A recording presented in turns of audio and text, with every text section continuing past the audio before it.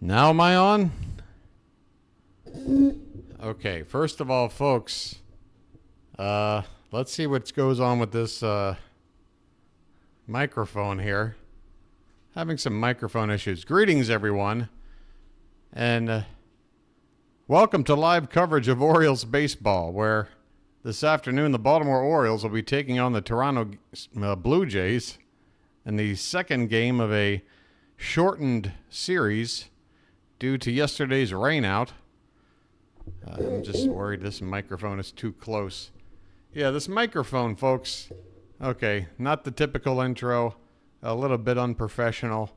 But, yeah.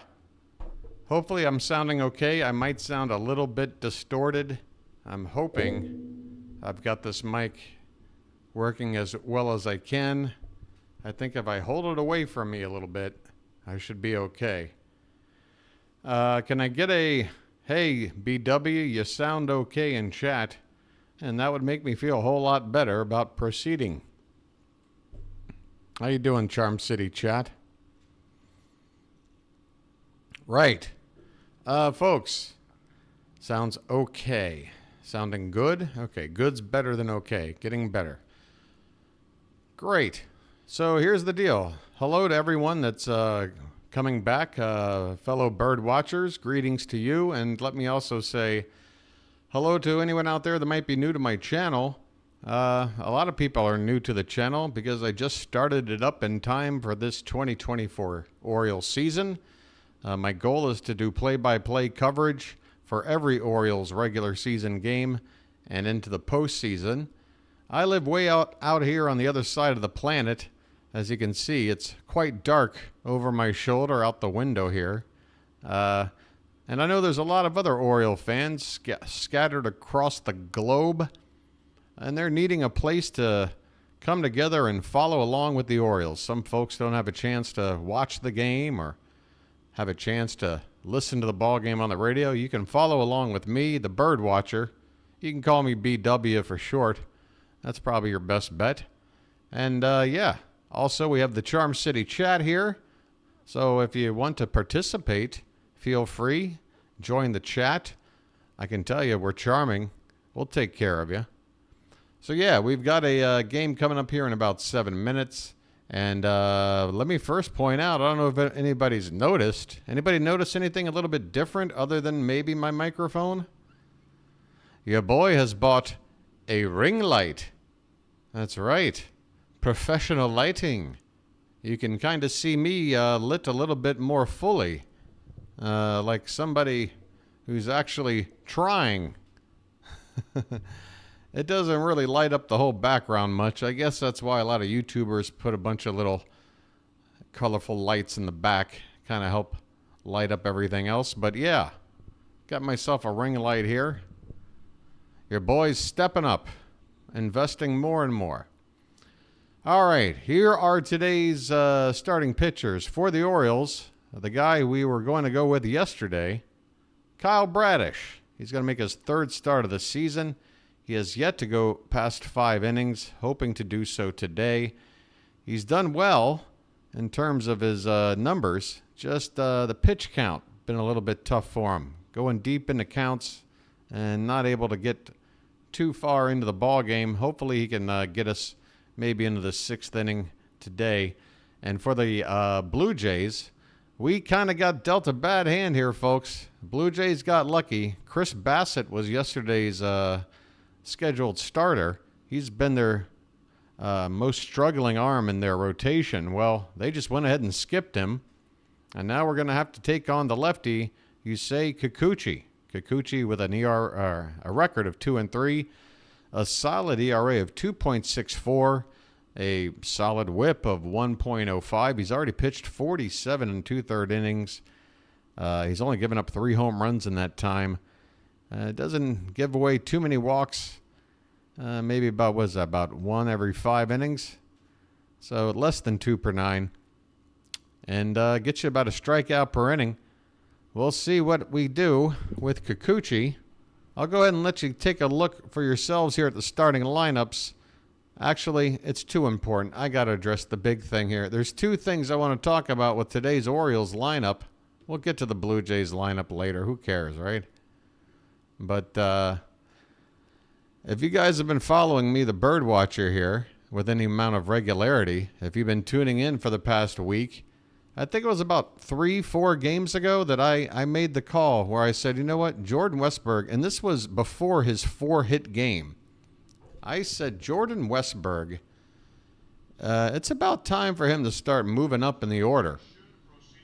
It is time for him to be considered a guy with the kind of plate discipline and plate approach and batting average and solid pop in the bat. I want him hitting higher in the order. Well, guess what, folks? He's batting leadoff tonight. Jordan Westburg is going to lead off and play third base. Adley Rutschman will bat second and DH. Ryan Mountcastle will play first base and hit third. Gunnar Henderson moves down into the cleanup spot. He'll be at shortstop. Anthony Santander in right field batting fifth. Jorge Mateo hitting behind in the sixth hole at second base. Colton Cowser is out in left field batting seventh. James McCann, the catcher tonight, batting eighth. And Cedric Mullins will hit ninth and play center. For the Blue Jays, George Springer back in the lineup after being off the, well, he was just basically day-to-day with an injury. He's back in there, and he's going to lead off and play right field. Dalton Varsho, who robbed a home run in the first game of the series and then hit a home run off of us. He really messed us up. He's leading the team with 7 home runs and tied for the team lead with 19 runs batted in. He'll bat second. Vladimir Guerrero Jr. will play first base, hit third. Bo Bichette, the shortstop, he'll bat cleanup. Danny Jansen, another player who was day-to-day a couple of days ago, he's back in there. He'll catch and bat fifth. Davis Schneider will play second base and hit sixth. Daniel Vogelbach will DH and hit seventh. Ernie Clement will be at third base, batting eighth. And finally, another player who was day-to-day when we played the Blue Jays on Monday, back in the lineup today in center field, Gold Glove winner Kevin Kiermaier. Folks, we're about to get underway here in a couple of minutes, and I want to talk about one thing. Yes, I'm very happy with Brandon Hyde's little shake-up here. The Oriole bats, I believe, did Bill point it out already? Yeah, we are striking out a lot. And, yeah, we've been relying on the home run ball, but I got to tell you, folks, the results lately has your boy worried. I feel like we need to shake things up, not just with the lineup, but with our approach to the plate. I'd like to see us work counts a little deeper, try to do more than just swing for the fences, if you know what I mean. I'm not saying completely reverse your philosophy. I'm just saying maybe a little bit more of a balance to the philosophy, and I think we have the kind of lineup that can handle that. We have a lot of speed in this lineup. We've got some good contact hitters. I want to see, some rallies done, the old-fashioned way once in a while. But listen up.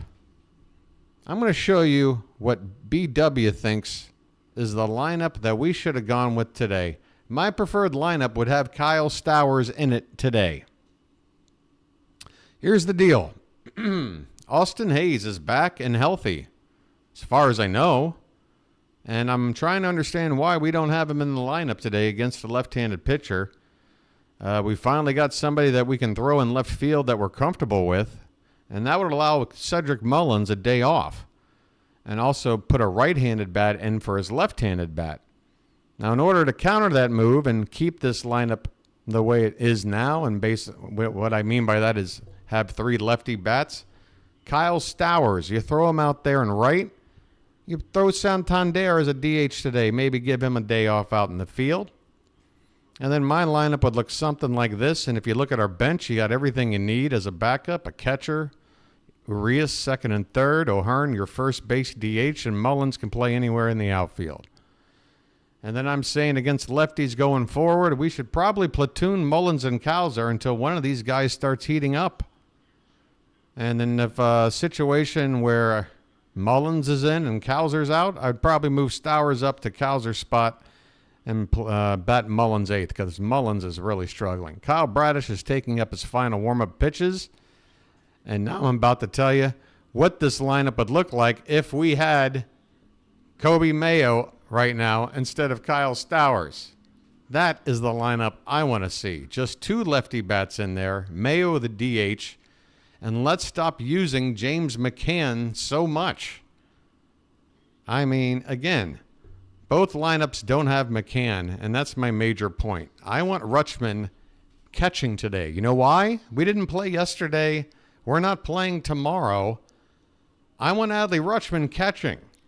I don't want him to DH today and have James McCann as a bat in the lineup when we could use somebody else.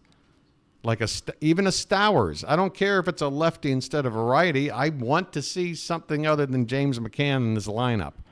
And I've just shown you a lineup that can still split up these lefty bats the way Brandon Hyde likes to do and the way I like to do as well. Anyway, folks, there's a lineup with Mayo in it. I wonder what people feel about that. Anyway, we can look at that a little bit later. We're about to get underway, folks. Folks, if you're watching along and you're brand new to my channel, here's the deal. You're going to want to get your remote in your hand because we're probably not going to be synced up. So as soon as the first out is recorded, go ahead and pause your game. And then as soon as I announce that out, allow me to catch up. You can unpause your game and you're ready to go. Here we go now. First pitch of the ball game. Kyle Bradish, fastball on the outside corner for a called strike to George Springer. And here we go. I hope my microphone is sounding okay. I've got no way to tell because I can't wear headphones. Next pitch is swung on and hit the third. And Westberg will field it cleanly across the diamond in time for out number 1. Springer retired 5-3, and that'll bring up Dalton Varsho. How you doing, everybody? Hit the light button. It's very light. It's a diet button. How you doing, Christina? How you doing, hon? I'll say hi to everybody here in a sec. Sorry, trying to squeeze a few things in before the start of the ball game here. Trying to see if anybody has any input on my thoughts about this lineup today and how to use guys like Stowers in situations like this versus someone like McCann. I mean, again, Adley doesn't have to catch yesterday. He didn't have to catch tomorrow. There's no reason he needs to not catch today. 1-1 the count to Varsho now. And next pitch is a breaking ball fouled behind the plate for strike 2. Ryan, you got your earbuds in? Okay, be careful because I might need to back off the microphone for any loud calls. I'm used to holding the microphone with my hand and having it right up near my mouth, but now I think I gotta hold it right about here. Here's a fastball. It's high and maybe an inch or two outside. 98 miles an hour from Bradish. Hey there, Janet. How you doing, hon? Everybody's filing in. We got a 2-2 count with 1 out. Base is empty. The pitch. There's a called strike 3. Bradish with the gas. And Varsho could only sit there with his bat on his shoulders. Didn't even go into swing mode. 2 down here in the top of the first, and something looks different about the presentation here on ESPN. Something's a little bit different. I guess it's better. I don't know. Going all right there, Sean Finns. Here's a breaking ball for a called strike at the bottom of the zone to Vladimir Guerrero Jr. Vladdy hitting .276, 4 homers, 19 driven in. 2 down, nobody on. And the 0-1 is a called strike on the outside edge. Boy, Bradish, it's early, just 9 pitches in, but he's looking sharp. Again, if he can just keep the pitch count down with some of these batters, he should be able to go at least 6 innings today, I would think. This one's hit weakly in front of the home plate. McCann will pounce, pick it up and throw to first in time to beat Guerrero for out number 3. Bradish with a nice clean first inning of work. At the end of half an inning, it's the Blue Jays nothing and the Orioles coming up to bat. How are we doing here in the Charm City chat? A lot of familiar faces. We got Narniak, Christina, Card Crazed. How you doing there, Card? Isaac's in here. Ryan, Sean Finns, Matt, Bill. Good to see you, Bill. Always a pleasure, sir. Hey there, Cam. Purple Haze. Purple Haze might be in my brain tonight. Steve, instead of streaming games, I'm going to do a post-game show on Rumble for the NBA, Major League Baseball, NHL, NFL, and college basketball, men's and women's for UConn. Wow, Cam, that's a lot on your plate. All right, what happened there? Okay, everything went blue. Yeah, my white shirt is nice and lit up. My face is lit up. I'm a little, I got to be honest. I'm a little self-conscious. I think I need to go hit the barber now on a more regular basis if I'm going to be lit up for everybody. Hey there, Baxter. Appreciate it. Anybody else I'm missing here? Hey there, Carrie. Battle of the Beaks. That's right. There was a lot of showers. I didn't sit there all night and monitor how much rain came through, but once they called the game, I took a look at the radar. There was a lot of green just south of Baltimore, so it looked like if they tried to get it in last night, there would have been a long delay. It probably would have started like at 9:30, 10 o'clock or something.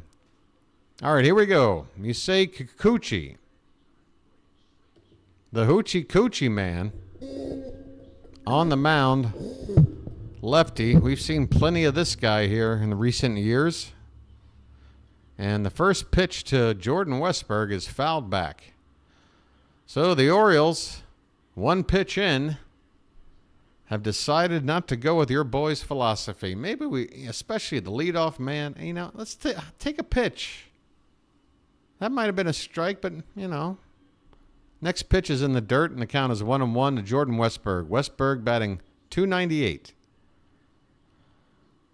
At the moment, that's the second best average on the team amongst the regulars, behind only Rutschman, who's up next. Next pitch is in the dirt again. 2 balls and a strike to Westburg. Mullins is still in the lineup, and how? I know, Narniak. Austin Hayes is back up with the team. You got a lefty on the mound. To me, you put Hayes in left. You move Cowser to center. Here's a swing and a fly ball to right field. Going back on it, looking up. This ball's going to reach the bleachers. Just over the groundskeeper shed. Bye, birdie. Jordan Westburg, where do you want him to hit? He's going to get the job done for you. 1 batter, 1 run. The Orioles ahead, 1-0. Did I hold my microphone back enough? Because I'm speaking louder now. I hope I don't sound too distorted. Westburg goes opposite field. Folks, I wasn't lying. I'm telling you, Westburg is an all-star. Westburg is not getting enough credit. I mean, the secret's out now. Your boy, the BirdWatcher, let the secret out. But your boy, the BirdWatcher, was first, okay? I was first. 0-1 the count on Rutschman. And the next pitch is low and in. 1 ball and 1 strike on Adley. So are you saying the distortion makes it even better? Is that the deal? So there is distortion, but it helps. That would be a great result. This ball's inside. 2-1 the count on Rutschman, who's batting, again, from the right side against the lefty Kikuchi. Yeah, Narniak leading off against lefties. And you know what I want to see against righties? I want to see Gunnar leading off, Westburg second, and Rutschman hitting third. And then I want Santander in the cleanup spot and Mountie not hitting until 5th. Then Cowser 6th. And then from there, oh yeah, you got to fit Ryan O'Hearn in there too. Maybe O'Hearn can bat 5th. Mountcastle 6th. Cowser 7th. Like Arias 8th and Mullins 9th. I mean, that is a sick lineup. We got so many sick lineups. All right, here we go. Full count. Base is empty. A run already in here in the bottom of the first. Payoff pitch to Rutschman is swung on and missed. A pitch at the bottom of the zone. And Rutschman comes up empty. So, yeah, I was telling everybody we got to start handling things different. Maybe we shouldn't just be trying to hit home runs. Jordan Westberg, first at bat of the ball game, home run. All right, never mind. Baltimore, you do you. Here's Ryan Mountcastle. First pitch is fouled off to the right. 0-1. Mountie batting .272. And, of course, he loves to feast not only on left-handed pitching, but on Toronto pitching as well. 0-1 is upstairs. Count even up at a ball and a strike. Kikuchi gives up the lead-off bomb. The Orioles jump out against a starter. I'm not sure how this feels like. This one's fouled away. 1 ball and 2 strikes on Mountcastle. By the way, folks, the hat is still by my side if need be. Also, thanks to, I believe it was Sean Whipple who confirmed for me. Here's a swing and a foul back. Still 1-2 on Mountcastle. I was pretty sure in my head, but I just wanted to get it confirmed. You know, since the rainout happened, and this is the final game of this series as it is now, were the Orioles to not get it done today. Here's a check swing, and Mountcastle certainly went around as he strikes out for out number 2. I was just worried about our not getting swept streak. You know, now that we've got a surprise 2-game series on our hand and we already lost the first. But I was reassured that series does not complete until that makeup game is played. So that makeup game, I believe, July 29th. Here's a swing and a miss from Gunnar Henderson leading off his at-bat. 2 down, nobody on for Gunnar, batting .264, a dozen homers, 27 driven in.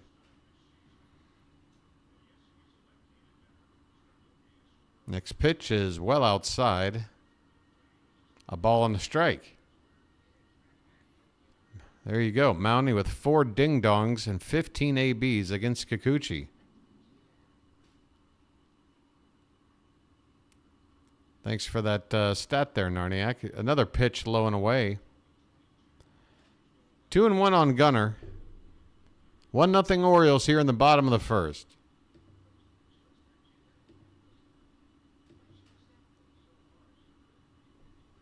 Here comes the pitch. Inside. And the count now 3-1. Dangerous count on a dangerous hitter here.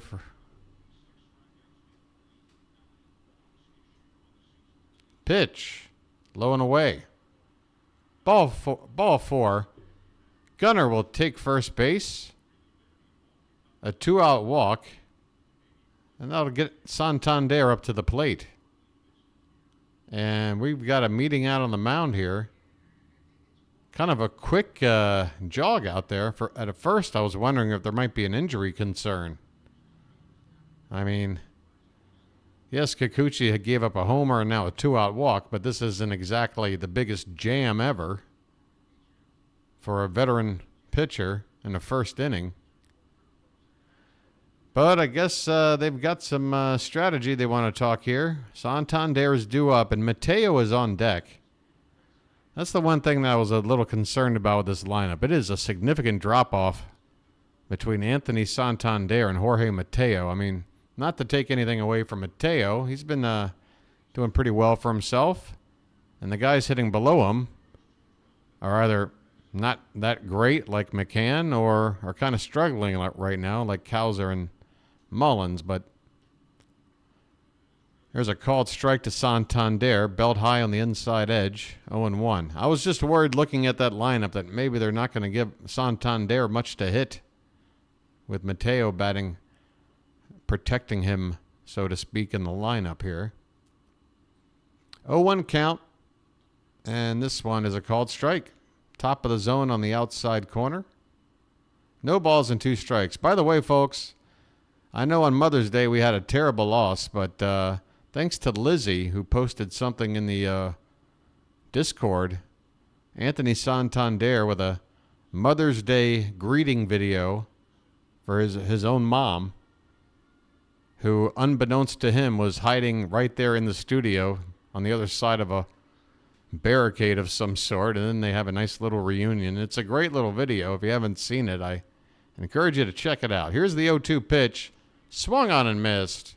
Santander strikes out to end the inning. But the Orioles, courtesy of the Wild Wild Westberg, and I mean, this guy hits home runs all fields. How many home runs has he gone to right center already? He's got another one today. We go to the second. Orioles 1, Blue Jays nothing. Oh, but that's right. I've got a fresh cup of coffee. It was boiling hot as soon as I started the stream, but now that I've been yapping away for about 20 minutes, maybe it's ready to go. Perfect. No cider tonight, just plain old coffee. How's everybody doing out there? How you doing, Brian? Baltimore done good for you so far this year? I hope so. 26-14. I mean, we're on pace to win over 100 wins still. I know we've lost 2 in a row, folks. I know. It's tied for our longest losing streak of the season. Poor us. How are we ever going to... I mean, imagine over 162 games, dare us lose 3 in a row. I mean, folks, how spoiled can we be? With this consecutive not getting swept streak, it's not only about not getting swept in a series, it's a testament to how we don't go on these long losing streaks. I mean, you can't have a 6-game losing streak if you're never getting swept. You hear what I'm saying?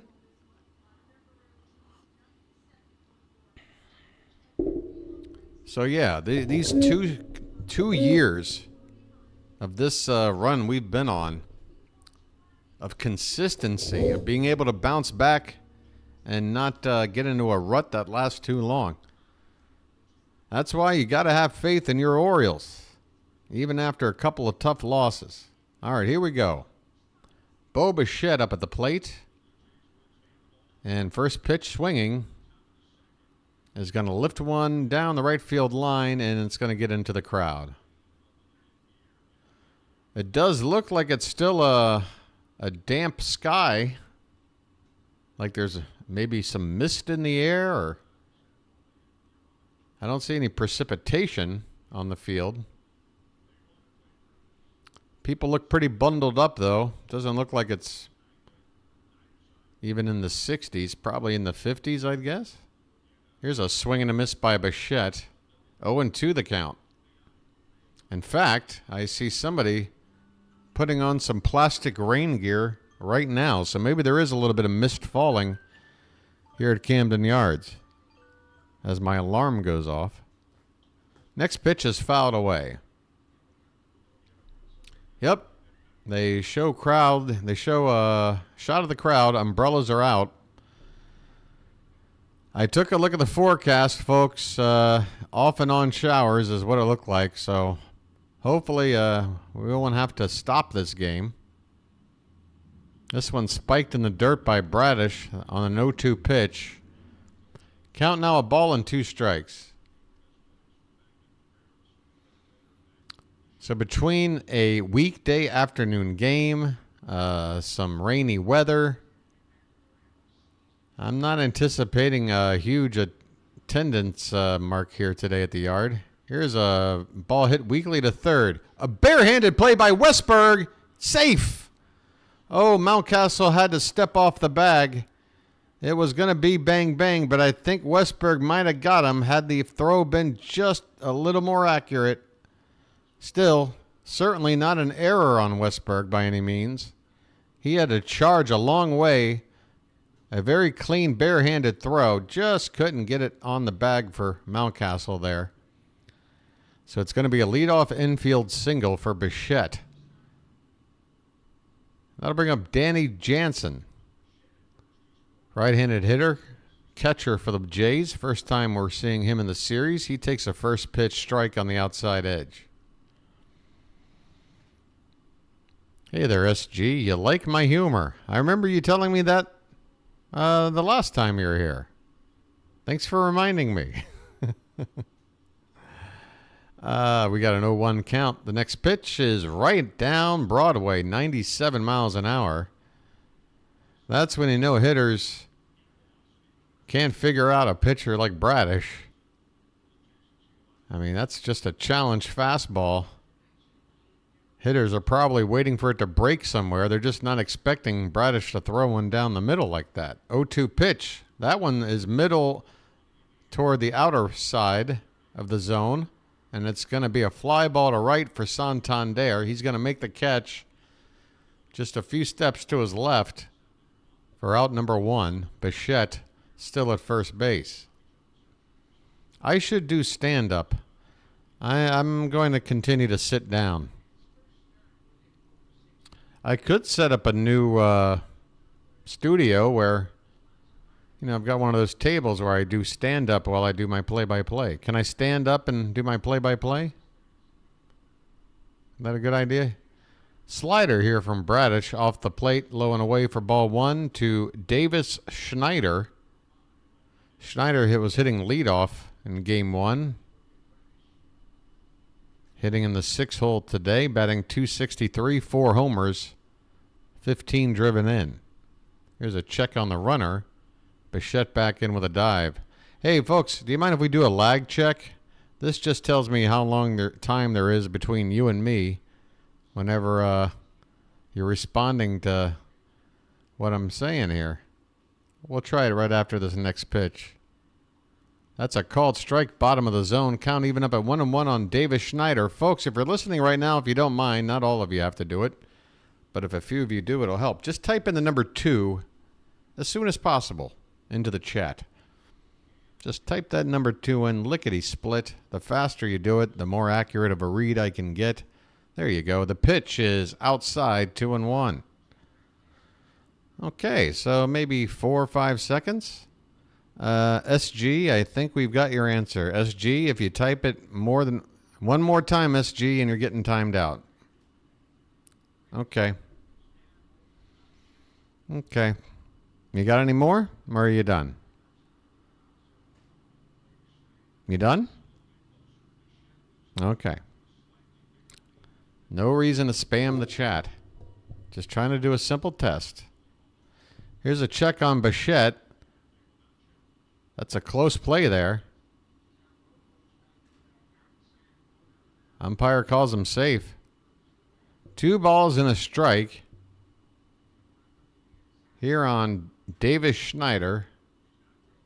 Bichette stays put on the pitch. And this one's off the plate. 3-1 the count. 1 out, 1 on. Top of the second. Orioles ahead 1-0. Toronto with the tying run at first in the form of Bo Bichette. All right. Good to know. Here's one swung on and fouled off to the left. That'll get the count full. Daniel Vogelbach is on deck. I thought it was the Michelin Man when I first saw him, but apparently that's Daniel Vogelbach. Payoff pitch. Bichette running, and this one's fouled back. We'll do it again. Coffee for me.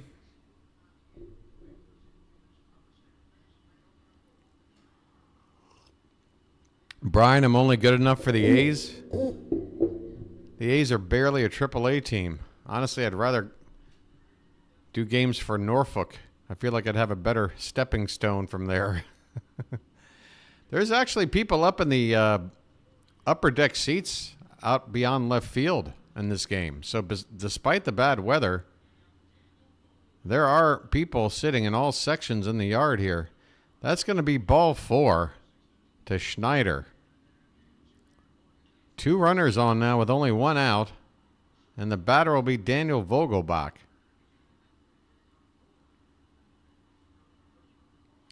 Well, he's hitting 118. First pitch to him is low for ball 1. A left-handed hitter. He's not up there to beat out a infield hit. This dude wants to mash, but he's got no home runs. I don't mean to say that, you know. I wish I didn't even say it, to be honest. There's a called strike. But, I mean, you look at this guy's size, and then you look at his power numbers, and you're wondering, well, what does this guy do for you? I'm sure fans of teams that have had Vogelbach on their team are probably asking the same thing. Here's a breaking ball over the plate but low. 2 balls and a strike on Vogelbach. 2 on, 1 out. Top of the second. You live in Sacramento, so I'll be going to some A's games next year. Yeah, Miller. I don't think he's going to be there by the time you see him in Sacramento there, Brian, to be honest. There's a called strike. Bottom of the zone on the inside edge.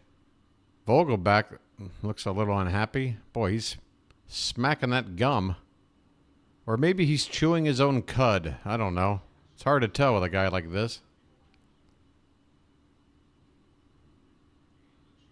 2-2 is low, ball 3. This is the sort of thing I'm talking about. This guy's hitting a $118, Bradish. No need to go into a full count with this guy. Thank you, SG. I'm going to guarantee you something right now. I'm going to remember for the rest of my life that you like my comedy. So I can save you the trouble of telling me anymore. I'll just remember from here on out. How's that sound?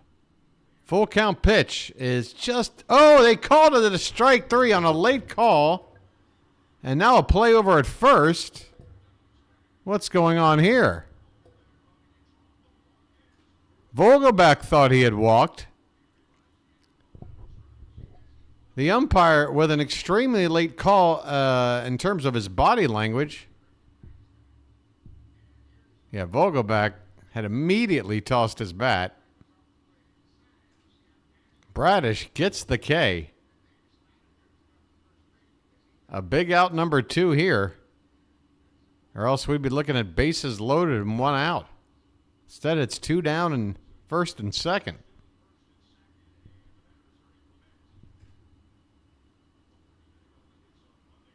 I don't think anybody was calling you a teen. I don't know.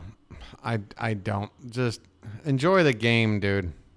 Just come back and, like, I don't know, an inning. Okay? You can still watch the game along with me if you like. If I'm funny, then you're going to enjoy how funny I am. Sit back and enjoy the show.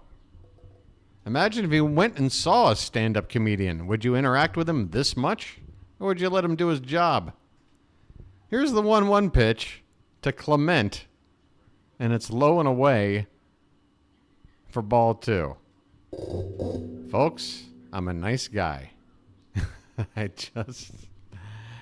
Come on, folks. Let's figure this out. 2-1 the count. Swung on and missed. 96. About an inch or 2 above the zone. Got Clement to chase. And the count even up at 2-2. I mean, my goodness.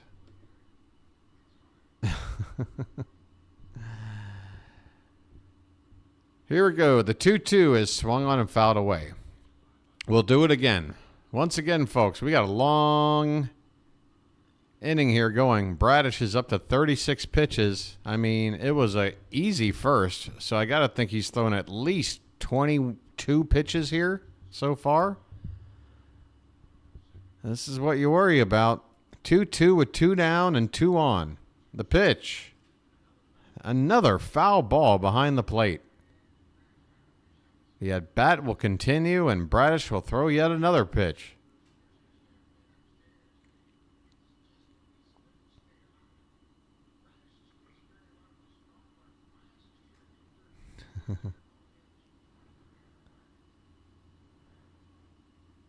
All right.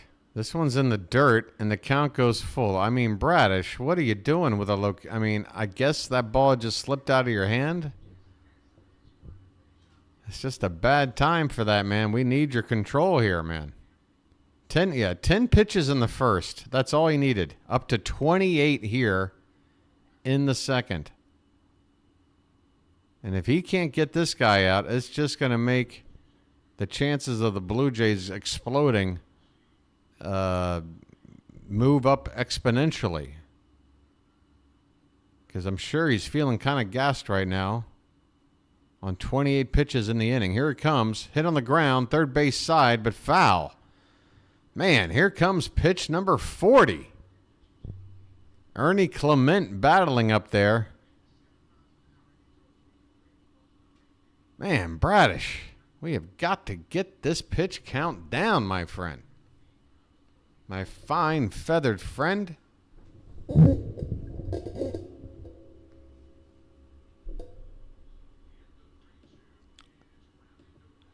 3-2. This one's hit to the ground at third. Westberg has it over to first in time.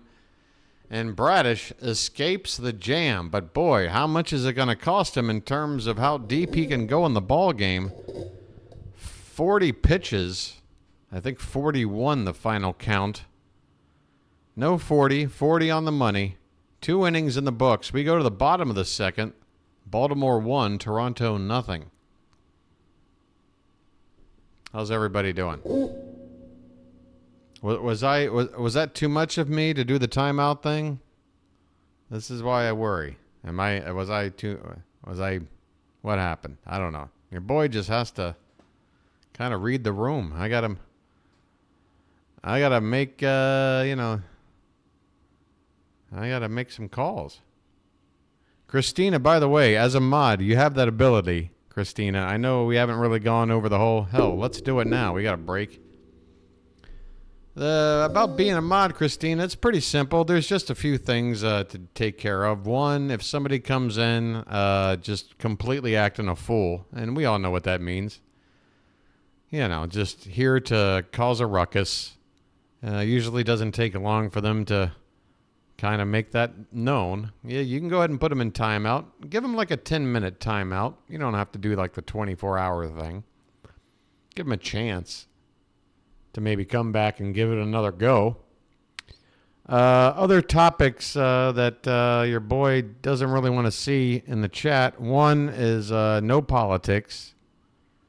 So, and this is not something that's like an automatic get kicked out thing, but if somebody starts talking politics, just gently nudge them and say, that's not something we're doing here. We're here to watch a ball game, take our mind off of stuff like that.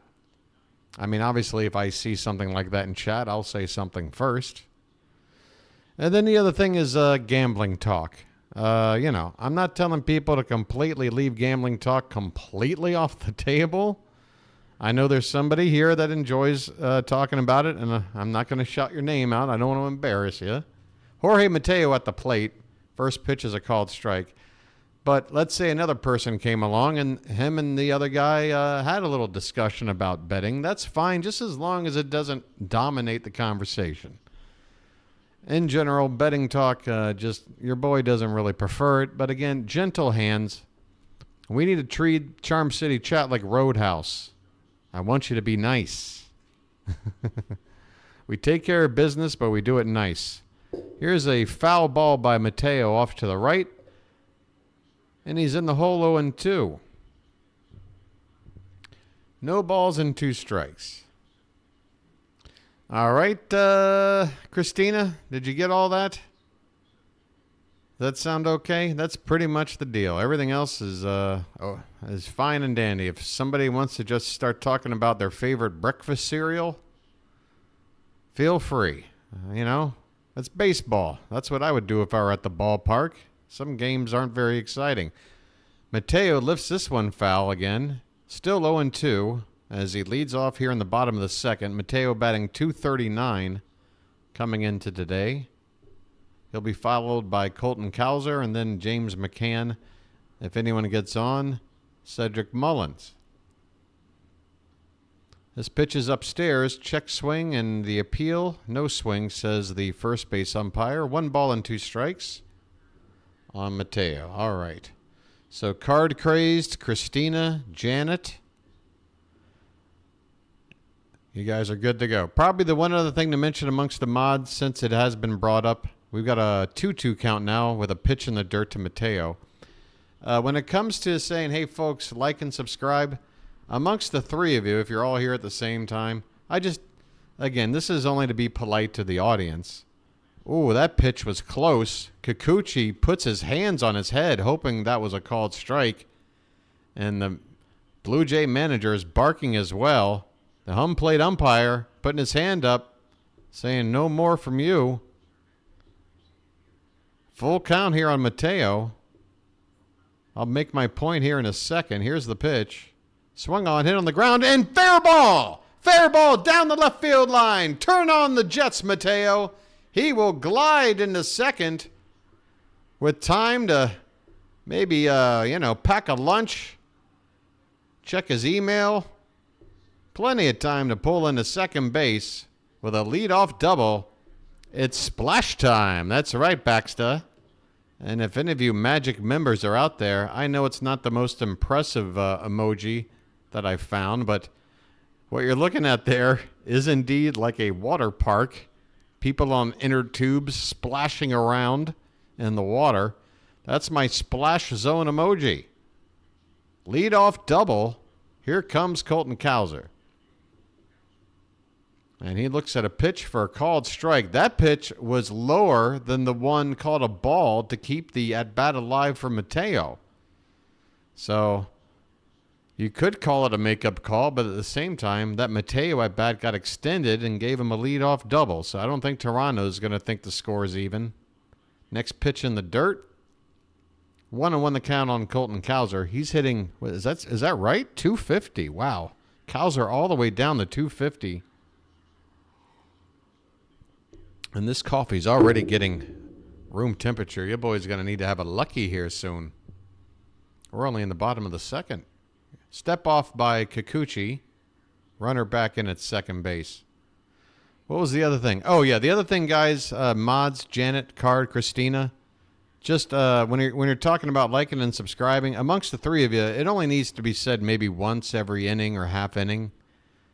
No need to get into any situation where every 10 seconds, you're rotating around. I'm sure you all naturally figure it out, but I just don't want the chat to start getting annoyed if they're like, all right, we get it. Like and subscribe. I did already. Trying to find that delicate balance. You know what I mean? Well, right now, everything's fine. It's just another thing your boy was thinking about because when I was going through the whole mod recruitment stage early on, that was another point that needed to be discussed. Okay, 1-2 the count on Cowser. Mateo's at second, nobody out, and Cowser reaches for one way off the plate. I guess that was a slider because, that pitch might have started on the outside corner, but it ended about a 1.5 feet off. Cowser strikes out. That'll bring up James McCann. You hate to see that. A runner at second base like Mateo, nobody out, and Cowser, with the way he's been hitting lately, I wish he could just get the ball in play, move the runner over. First pitch swinging from McCann here, and Guerrero making it look awkward there on the infield, sprinting in to make that catch. 2 down. So just like that, a leadoff double for Mateo. And now we're looking at the bottom of this order that's been struggling. And, This is what I mean. If Mateo were kind of at the bottom of this order, maybe he could clean up something if one of these guys got on. But now it's up to Cedric Mullins. He takes one just off the plate outside. Again, Kikuchi puts his hands up to his head. I'm sure that's body language the home plate umpire is not going to be happy about. I mean, you're basically screaming at the umpire, you made a terrible call when you do that. Here's a check on the runner again at second. Back in with a slide is Mateo. With 2 down, I don't anticipate Mateo trying to steal third unless the Blue Jays defense just sort of gives him the base. Another step off. Well, maybe they're trying to induce Mateo to try to steal. I mean, 2 step-offs just like that, and now Mateo can think about taking third. But again, with 2 down, it's not really a priority. Oh, no. A check swing by Mullins on a pitch well inside. He just sort of halfway gave up. Couldn't even hold the bat back. Couldn't commit. It's really indicative of the struggles Mullins is experiencing right now. Here's the 1-1. This one's popped up on the infield. Cedric Mullins needs a day off. Kyle Stowers should be in this lineup today. And James McCann should not be in there. Austin Hayes and Kyle Stowers should be in the lineup today. Mullins pops up to the catcher to win the inning. At the end of 2, it's the Orioles 1, the Blue Jays nothing. I agree, the man, especially with Cowser's spot and the way he's been hitting lately. And then McCann's up there first pitch swinging. He's not trying to work a count. I mean, do they need to hire your boy the BirdWatcher to come in and have a chat with a couple of these guys and let them know, what to do in certain situations? They're the pros. I'm a middle-aged old fart. Well, that doesn't mean I don't know my baseball.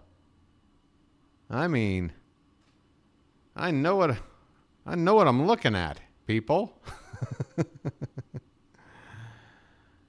All right.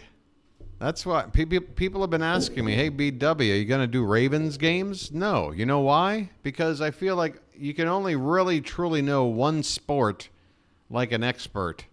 And this is my sport.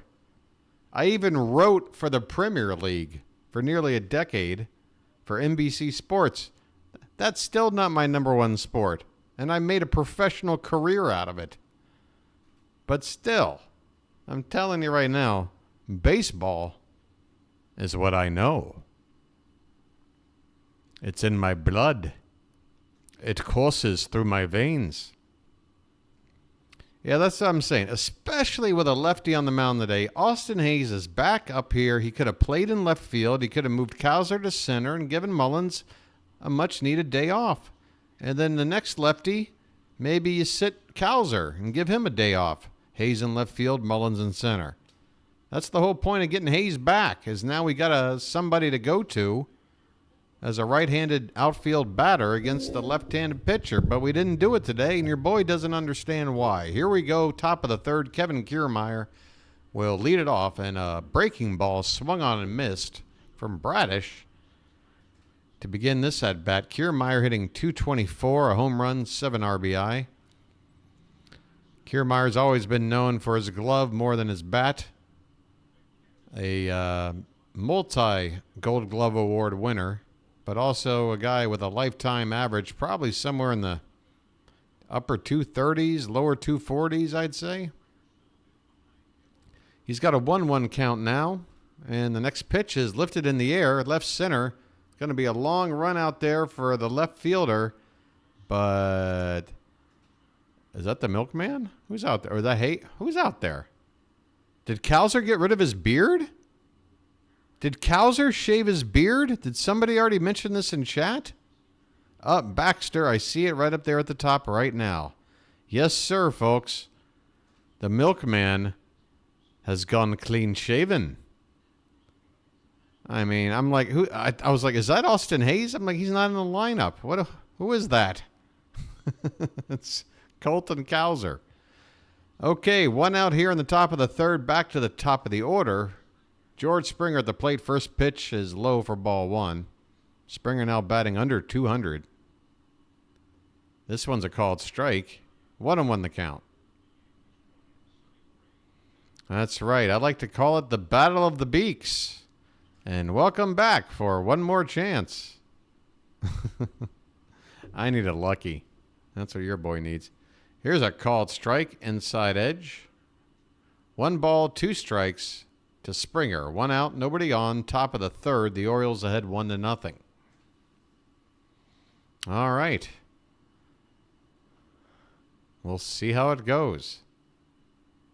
This one spiked in the dirt. That's the second or third time Bradish has thrown a pitch that I can't think he meant to. I don't know. That's a question I'd have to ponder. I'm sort of in the middle of a play-by-play call right now. Maybe during a commercial break. But I've got some other things I need to catch up on, like out-of-town scores. Talking about the like and sub counts. And a few other things.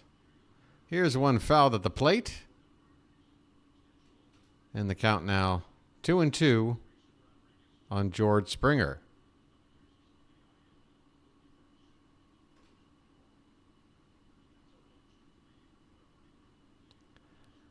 Yeah, when people like the mods say, hey, folks, like and subscribe, they're talking to people who are watching the game that aren't talking and haven't subscribed. Plenty of people who are watching, believe me, who aren't subscribed. This pitch is off the plate, and the count now 3-2 on Springer. 1 out, nobody on. Payoff pitch is fouled back behind the plate. In fact, on average, people check in on this channel during a ball game upwards of 2,000, 3,000 people. And I can tell you right now, they're not all subscribed either. But if they're looking, and they're looking at the chat in the corner of their screen, that's all we're trying to do is just give a friendly little sales pitch. This one's fouled at the plate. And that one got a piece of McCann, and that looks like it hurt. That one might have gotten McCann in the old family jewels. The word cow is in his name. Cow, milk. I know it's extremely clever. 3-2 is swung on and fouled away. We'll do it again. Thank you, Brian.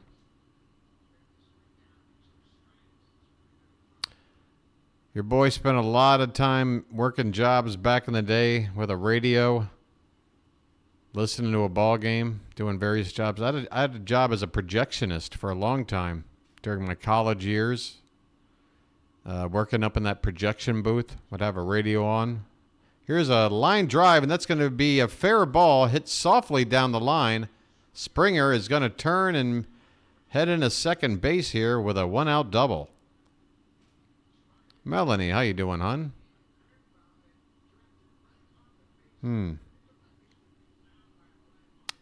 Hey, SG Sports Talk channel, if I were to answer that question, might you possibly follow up with another random question immediately thereafter and then continue to pepper me with questions, one right after the other? I'm just wondering if that might be your plan. Just wondering. Just wondering. Melanie, how you doing, hon? Just wondering. Dalton Varsho at the plate, and this ball's hit hard into right field, heading back on it, and making the catch on the track is Santander. And the runner at second, it was already trying to motor around to score, so he's going to have to go on back. He would have been able to tag up and go to third on that one, surely. No doubleheader today, Pure. The rainout has already been rescheduled for July 29th. How you doing, Pure? Good to have you here, buddy. Pure, do you notice I've got a ring light now? Am I too whited out? Is my face too white? Maybe I need to make adjustments to this thing.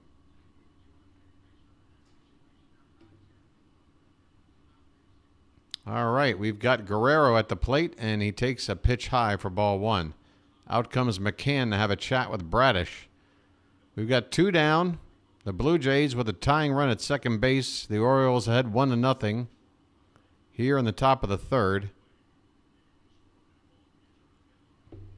All right. Apparently the peppering of questions is over. Apparently somebody got the hint. My God. I mean, enough chances given, honestly. Any more of those shenanigans? Hey, the Orioles' future's so bright. We all need shades, don't we? The 1-0 to Guerrero is over the plate but low. 2 balls and no strikes. Bradish now in 56 pitches here in the third. Again, I mean, he had only 10 pitches in the first.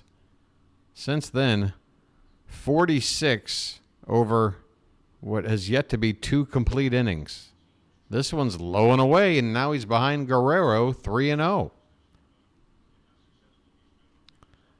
First base is open, but Bo Bichette is up next, and he's already got a hit today, and he had 3 hits in the first game of the series. He's just starting to get hot right when we play him. There's a called strike at the bottom of the zone. Bradish gets a strike back. 3-1 the count.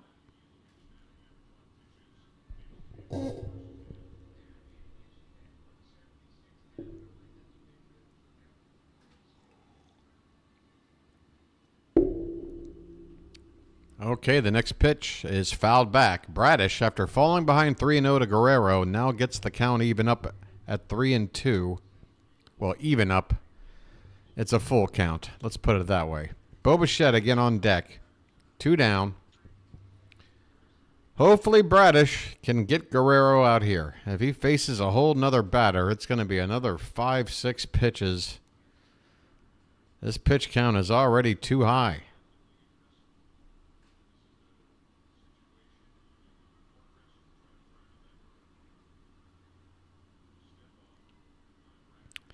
And Bradish steps off.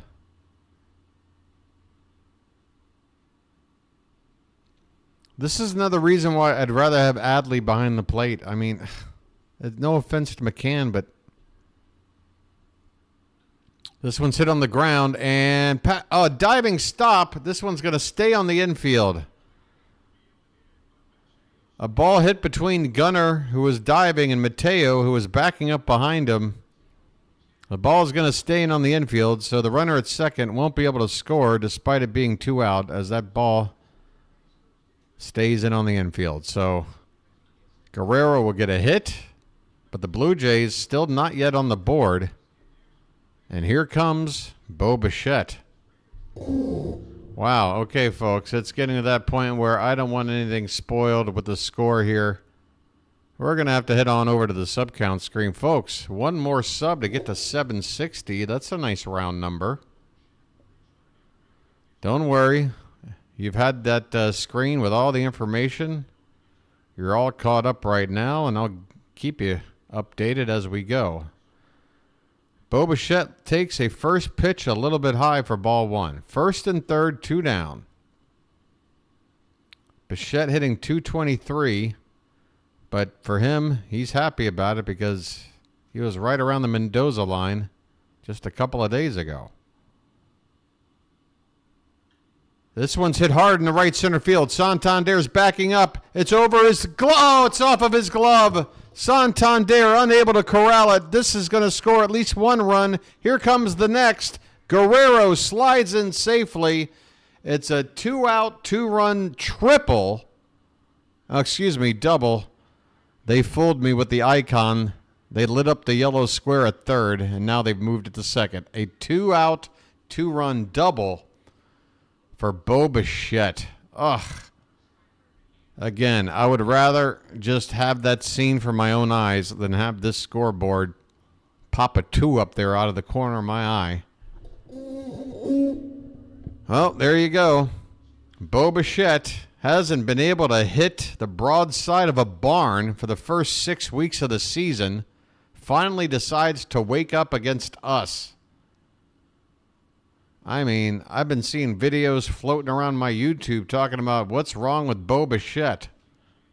Apparently he needed to come by here and have a crab cake. Danny Jansen at the plate. Bichette at second, 2 down. This one's lifted in the air. This should be playable for Santander. And he makes the catch to win the inning.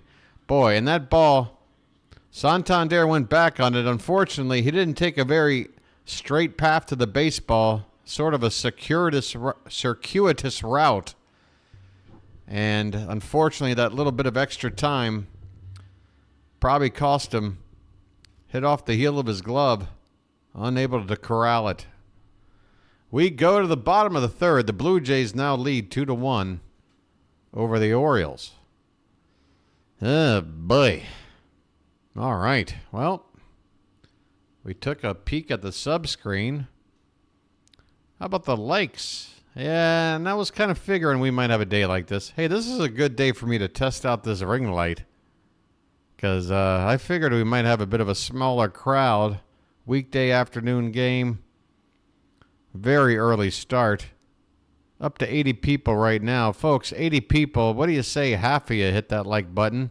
31 of you already have. If 9 more do, maybe I can do a little something special to get the Orioles magic going here.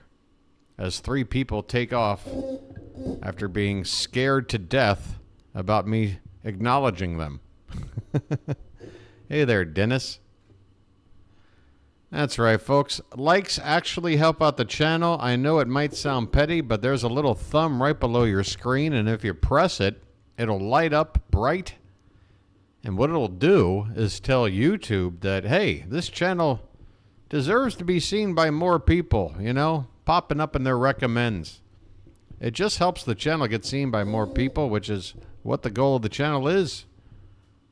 There's other Oriole fans out there who have no idea that the channel they need is out there for them. So you guys are helping that happen with a simple tap of the like button. I do appreciate it.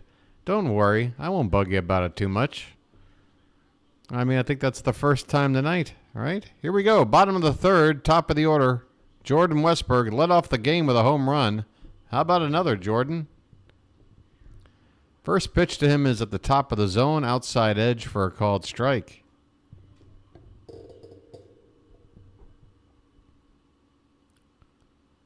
After that homer, Westburg now hitting .303, 7 bombs. This one is fouled straight back, and the count 0-2. I feel like I'm holding the microphone too close again. I'm so used to, I gotta be back off the mic. I'm worried that I'm gonna go back and listen to today's call, and I'm gonna be very unhappy with how my microphone sounds. This pitch is in the dirt. 1-2 the count on Westburg.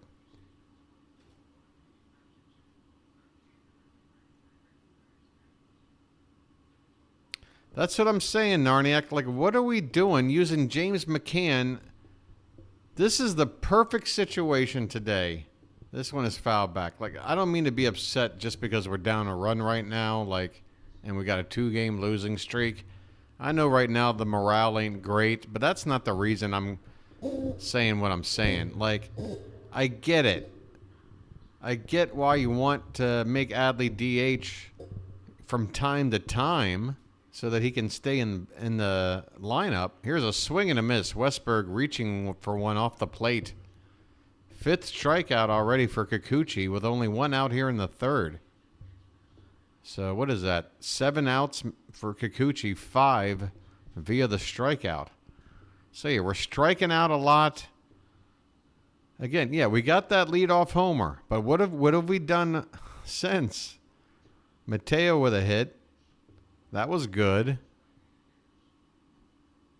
This is a called strike. Tough call there with Rutschman. But Adley trying to be diplomatic there with the umpire. Of course, him being a catcher himself, though he's only DHing today. You always want to maintain good relations. You'll run into that ump again. Adley gets into one. Oh, but it's just going to be in the left center. Looked like I might have found a spot in no man's land, but Dalton Varsho sprints in to make the catch for out number 2. Tell you what, sometimes Adley, he takes that big swing where he goes down onto a knee, or nearly does. Makes you think he's about to hit the splash zone. We got 2 down now here in the bottom of the 3rd. Base is empty. Here's Ryan Mountcastle. First pitch is low for ball 1. Mountie 0 for 1 so far today with a strikeout back in the 1st.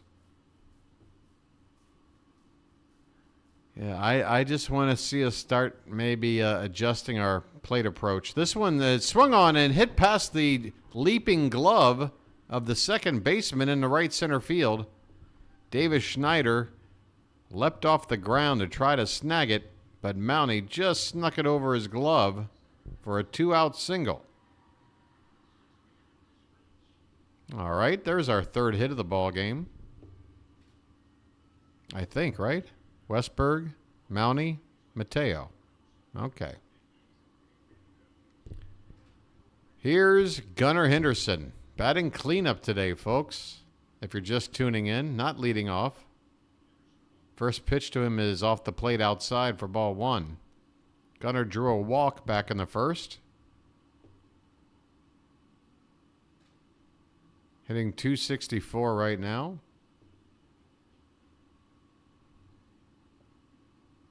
Next pitch is low. 2 balls and no strikes.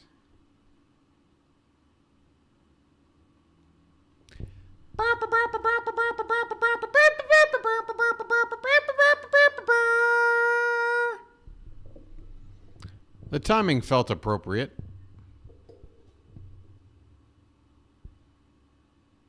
The pitch. There's a called strike at the bottom of the zone. 2 balls, 1 strike on Gunnar Henderson. Kikuchi, he's on 51 pitches. If we can extend this inning and get up close to 60, then he's going to be on pretty much the same pace Bradish is. This is a check swing grounder. First baseman flips to Kikuchi, who grabs it barehanded on a sprint to first base with Gunnar Henderson. Wow, impressive athleticism on display there by the pitcher Kikuchi. It has to be said, Guerrero came in, did a quick flip, and Kikuchi grabs it with the bare hand to complete the out. The Orioles fail to score here in the 3rd. We head to the 4th. Blue Jays 2, Baltimore 1. It's not that, I mean, look, we've got great hitters. That's what I'm saying. We don't have to sit there and try to hit the home run. We've got good contact hitters. We've got some solid averages. There's a lot of lineups. I would love to have guys hitting, over 250 anywhere at the bottom of the order. You stick Ryan O'Hearn in this lineup and with a right-handed lineup, that makes this lineup look a whole lot better too. But I said it's been 2 weeks now. It's been 2 weeks. I'm a broken record, and if you heard me talk about it already, you're sick of hearing it. But yeah, a report came out right at the end of April that talked about how the Orioles' hitting approach was working, which was basically just sort of gearing up for off-speed pitches and being aggressive at the plate. We're not trying to draw walks, and we're just trying to hit the ball really hard, looking for a certain pitch. And that approach has worked. You can't sit there and deny the results haven't been there, but at some point, when a team starts to pick up what's working for you, they're going to do everything they can to counter it. If we're going to be aggressive, they're going to start throwing more pitches out of the zone early in the count. And then we're going to fall behind. And then that's going to induce weaker contact or strikeouts. And you got to adjust. And the thing, folks, when you do make an adjustment to your offense, and maybe the home run isn't the center of attention, you can still get your home runs. They'll come along the way naturally. But yeah, I want to see him start working some counts, drawing some walks, doing some more things than they're doing right now. Remember, folks, also our base running. You know, we were known for our base running last season. We're not doing it as much because, again, the offense is coming via the home run. And we're not drawing walks to get guys on base to start running around. Okay, Davis Schneider at the plate. And after not telling you about the first two pitches of the at-bat, on a 1-1 count, he takes outside for ball 2. Schneider batting .263, leading it off here in the top of the 4th. This one's fouled back. Count even up at 2 balls and 2 strikes. Blow it all up? I don't think that's necessary. But, I mean, look, a lot of our stats are amongst, inside the top 10 in baseball. But the fact of the matter is, up until about 2 weeks ago, a lot of our stats were like top 3. We have been slipping gradually across the board with a lot of these offensive numbers. Count is full now on Davis Schneider. And here comes the payoff pitch. It's outside. Wow, Bradish, that was not close. Schneider didn't even need to offer at it. An easy walk for him to lead off the top of the 4th. Your boy, the BirdWatcher, is going to need to take a break with Lucky Strike. And depending on how things go, when he returns, he might be wearing a certain hat. A hat of luck.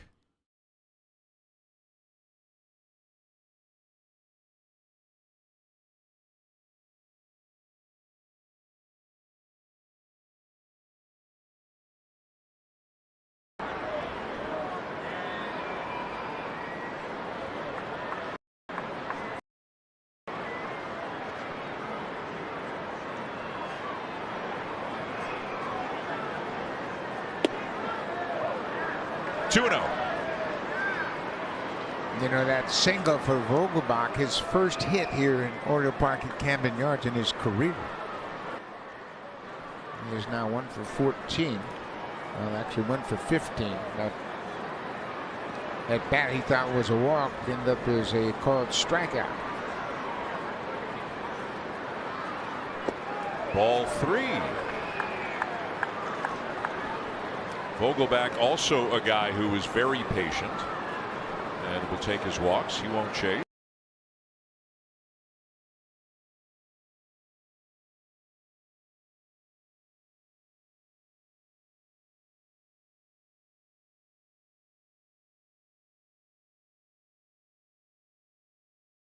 Strike, and he wasn't going to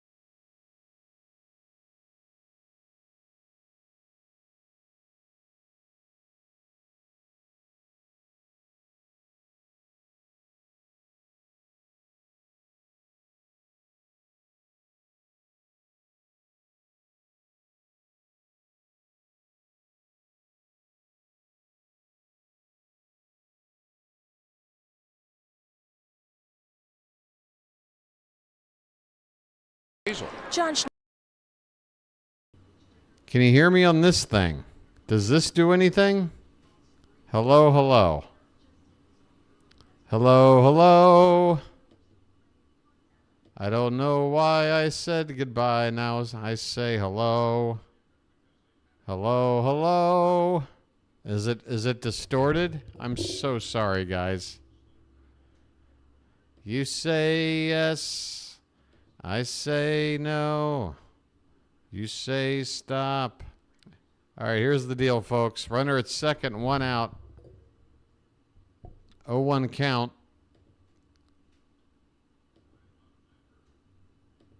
And this one is fouled off the foot of Clement. Ernie Clement at the plate with 1 out and a runner at second. I apologize for whatever that was. Things got turned around on my little audio mixer here. I was trying to click the video button so that I could go off screen. And instead, now I'm sweating bullets, which is probably getting picked up now in my fresh new light. Here's a comebacker to Bradish. He drops the ball, able to pick it back up and get the runner in time at first. Runner at second will move up to third, but there are 2 down here in the top of the fourth. Man, oh man, oh man. I was sweating bullets there, having no idea what was going on with the microphone. And now I have no idea how it sounds. Yankees are in first place. Wow. Congratulations. Talk to me with the remaining 120 games to go. And let's see how things wind up. Here's a called strike to Kevin Kiermaier. I mean, honestly, we've been kicking so much butt all season. The Yankees get half a game ahead by a percentage point, and they can't wait to tell us. You really got to be worried about the Orioles. If you're out here shouting from the mountaintops that the Yankees are in first place for half a day. Congrats. 1-1 the count on Kiermaier. Runner at third, 2 down. And this pitch is a called strike. Bradish ahead 1-2 on Kiermaier. I sound great. David, do you mean, oh, it sounds better than ever? Okay, good. You know what? I think I figured out what the problem was. Thank God. Thank God Almighty. All right, here we go. Here's a called strike. A lovely pitch by Bradish, tailing back in over. It was inside and tailed back over the inside edge. What a lovely pitch there by Bradish to end the inning. We go to the bottom of the fourth. I'm sounding great. Perfect time for a lucky. Folks, have you had a difficult day? Have you had trouble with your technology items around you? Reach for a lucky. Take a break from all this crazy technology. I know I will. Okay, see, now I see. So once I do that, that pops up. Okay, now does my microphone sound different right now? Because now when I just took away the video, a second audio mix channel just popped up out of nowhere. Does my microphone sound okay, louder and bassier? Okay, now I'm going to try this. Hold on. We're still testing. Oh, much, much better? Okay, well, how about this? We're going to do a test. Call this Test A. Test A is me talking right now. This is me talking with Test A. I'm about to start the other test.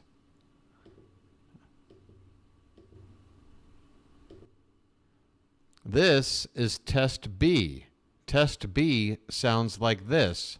Try to compare Test A to Test B, and please let your boy know which one you think sounds better.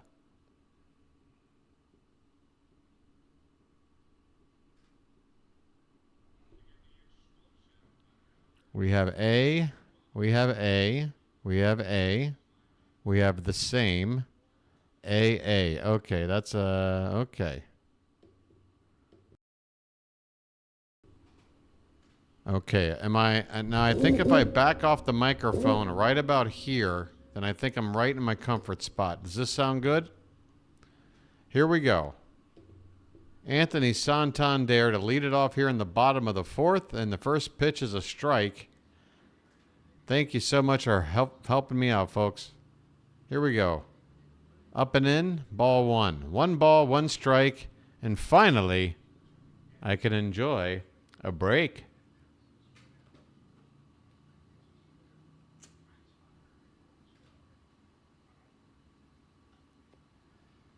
The 1-1 is lifted in the air.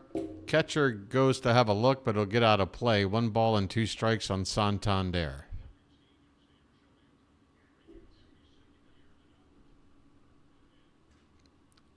Toronto 2 runs on 4 hits.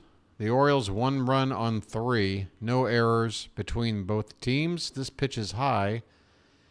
2 balls and 2 strikes to Santander, leading off the bottom of the fourth. The Orioles got the scoring started. First batter of the game for them, Westberg homer.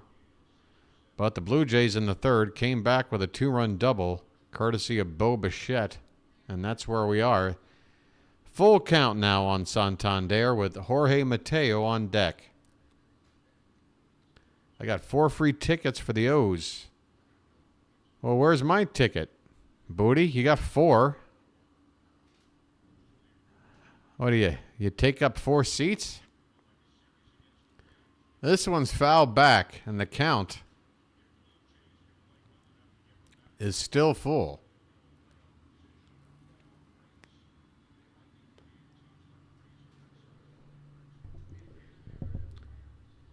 Crowd making some noise here with a 3-2 pitch coming to Santander. Here it is. Swung on, hit on the ground hard and through on the left side, a base hit. Bichette tried to get a glove to it. I got to tell you, didn't look all of that. That didn't look like a high effort play there by Bichette. I mean, he could have at least kept the ball in on the infield, I feel, if he went down to the ground. I'm not saying I've been able to pop up and throw him out in time, but that was a bit of a, I don't know, lacking effort play there from Bo Bichette. There's Jorge Mateo at the plate. Jorge. Did I say Jorge? Let me hear you say hey, hey, and Jorge. Jorge Mateo is at the plate. First pitch is a ball. And the next one is fouled away. 1-1 the count. There is some rain falling. Now, I was doing some 2 Live Crew lyrics by accident. Thankfully, it's not 1990 anymore.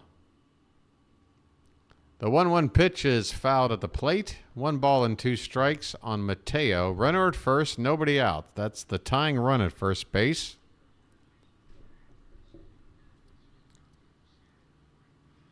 Let me hear you say, hey, hey, it's Jorge.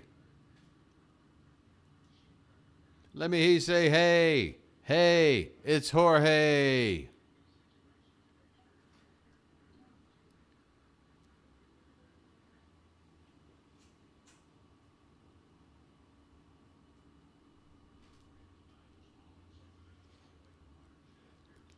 Bit of a delay here with the umpire. We're about to see the next pitch here in a sec.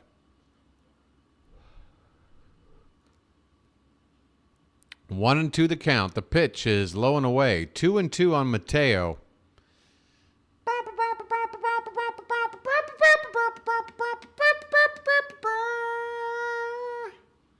Hey, your boy cannot hit the high notes tonight. I'm sorry. 2 balls and 2 strikes on Mateo. Runner at first. Nobody out. Come on, Jorge. What do you got? The pitch. Inside, and it's called strike 3. Mateo backing out of the way. He flips his bat in disgust. I mean, is that a makeup call for the Blue Jay bad strikeout? It wasn't that far inside.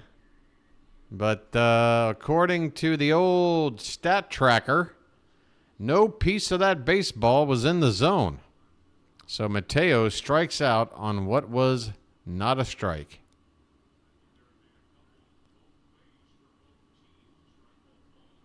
One down. Here's Colton Cowser. First pitch to him is inside for ball one. So Cowser now sporting the Westberg mustache. I mean, everybody has to look like everybody else. You guys are really making this hard on me. Next pitch is a called strike, bottom of the zone. 1 ball, 1 strike, 1 out. The Orioles looking for their first run of the game since the first batter of the game.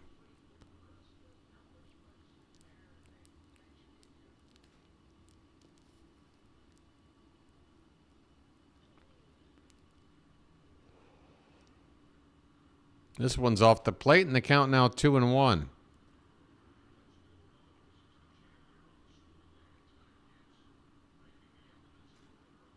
Come on, Colton. You are due, my friend. Kikuchi steps off the mound. In fact, you're so due, we're going back to the sub screen.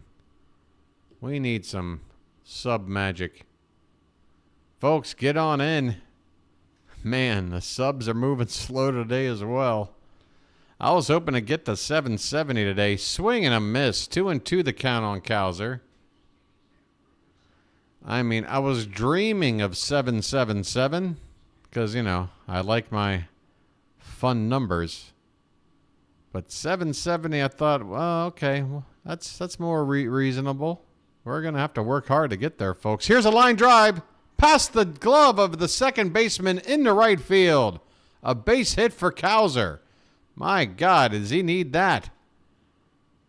2 on now. First and second. No ability to go first to third there for the lead runner. But we have 2 men on here with a tying run now in scoring position. Now can the bottom of this order drive somebody in?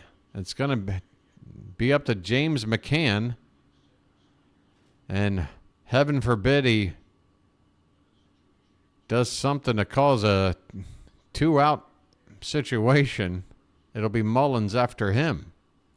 First pitch to McCann. A called strike that's outside. Come on, Blow. Why are these strike zones wider than they're supposed to be? What are we doing? Like, why can't we ever get a bad strike call when it's like 2-0? You know, something where we can work around. This one's inside. Gets away. Both runners are going to be able to advance. A huge wild pitch there by Kikuchi. And now instead of McCann, who's not too fleet of foot, in danger of maybe grounding into a double play ball, all he's got to do now is just get the ball in play, hopefully deep enough to drive a run in here. That's a tying run at third in the form of Anthony Santander. So it's going to take more than a shallow fly ball. It's going to take at least a medium depth one. And, of course, Kiermaier out there in center has got a very strong arm. So we'll see. Second and third, 1 out, and a 1-1 count on McCann. Pitch number 72 from Kikuchi is swung on and hit hard, but foul over by the camera well, adjacent to the dugout here on the third base side. Come on, McCann.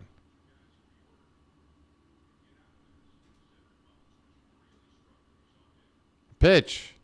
Reached for, swung on and missed. My goodness, this is why McCann shouldn't be in the frickin' lineup. Rally killer. Chasing one way off the plate. Come on, man.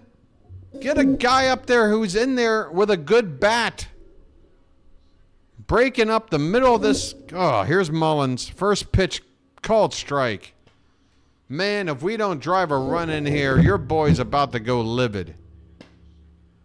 I've had it. Again, We didn't play yesterday. We're not playing tomorrow. Adley should be catching. Give me anybody else than McCann and use our DH on somebody that might be able to hit.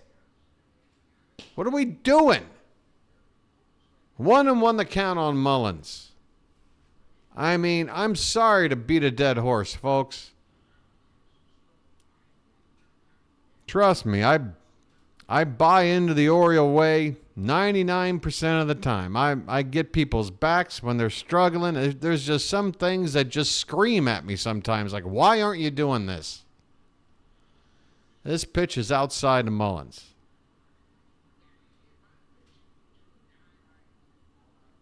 Two balls, one strike. Two down. Come on, make me happy. I'll make all the pain I'm feeling right now go away, said. Second and third. A base hit gives us the lead. Swung on and grounded foul off to the right. 2 balls and 2 strikes. I mean, should I even come back on the air right now? I don't know. I'll come back on for a sec, but I might have to go right back off again because right now your boy is his blood's boiling right now. 2-2 count. The pitch. Called strike 3. Mullins looks at a strike 3 after McCann. You know what?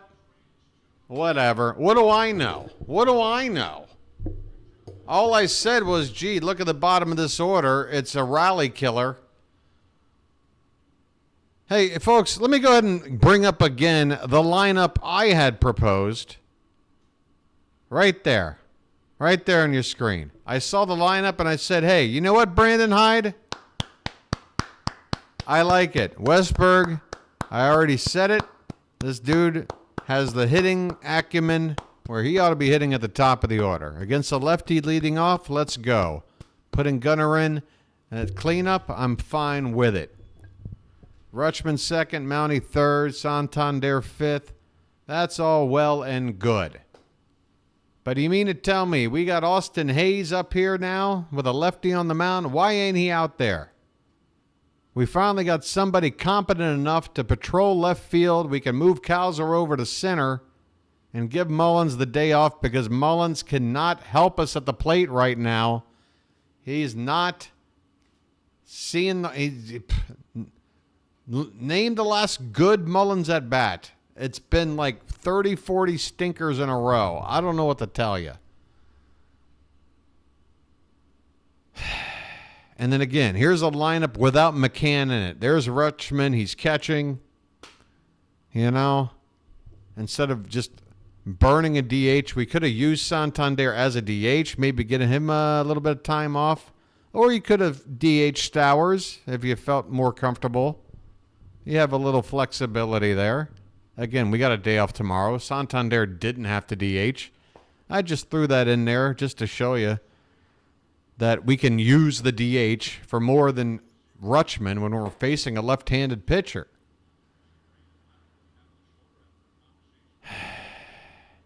Bradish is out? What in tarnation is going on? What is going on? Jacob Webb is out to pitch to start the 5th. Is Bradish hurt?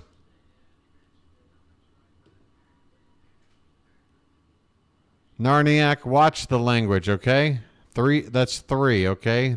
You're done, all right? I'm not saying you're done like I'm doing something. I'm saying that's it for that, okay?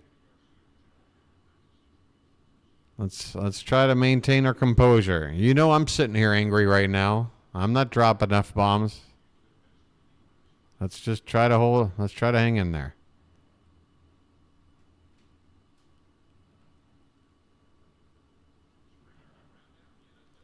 Folks, if my little loss of what do you call it? Composure sort of maybe got people a little bit upset, I do apologize. You know, this game can get emotional. Here's a fly ball from Springer, right field. Santero back up near the corner of the track down the right field line to make the catch for out number 1 here in the top of the 5th. Jacob Webb out here to begin the 5th. We'll have to find out what's going on with Kyle Bradish. I mean, 85 pitches. I guess that's your answer, period. 85 pitches. I mean, he's averaging 21 pitches an inning. So you have to assume he's not going to be able to finish 5. That'd be 106 pitches.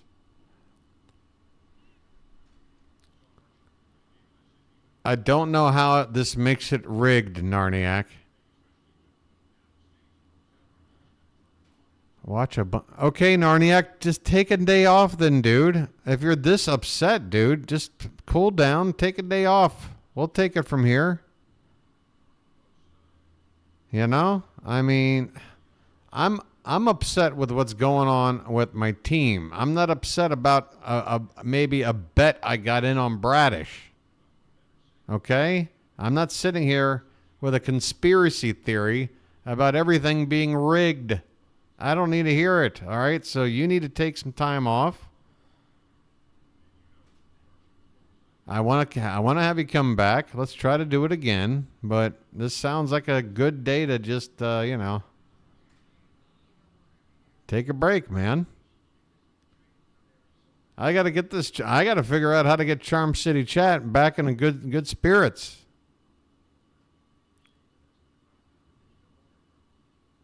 Yeah, we all got to hold it together.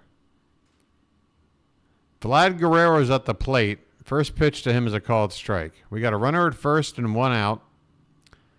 Folks, we're down a run, okay? I mean, you would think this is like game 2 of that playoff series against the Rangers last year, once Grayson had given up like the 6th run in the 2nd inning, and we're basically sitting around going, well, I guess that's our season then. It's not that bad, folks.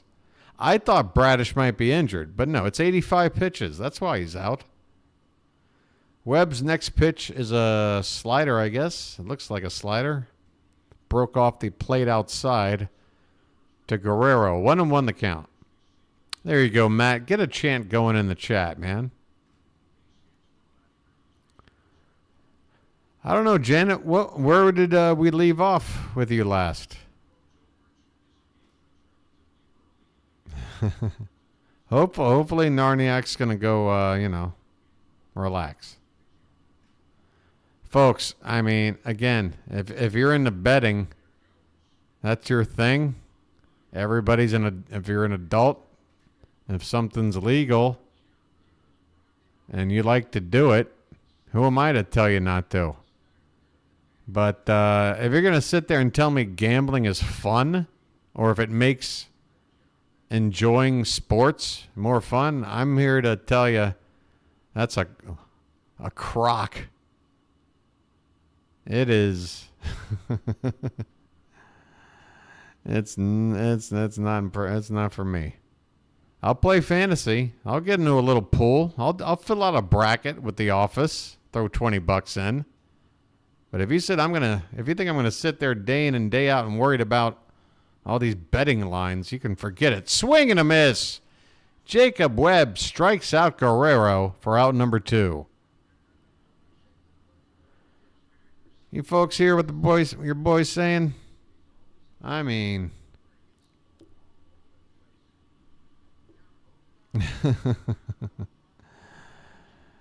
I've seen it happen already because, again, not to beat a dead horse, which is an expression I've used 2 times tonight.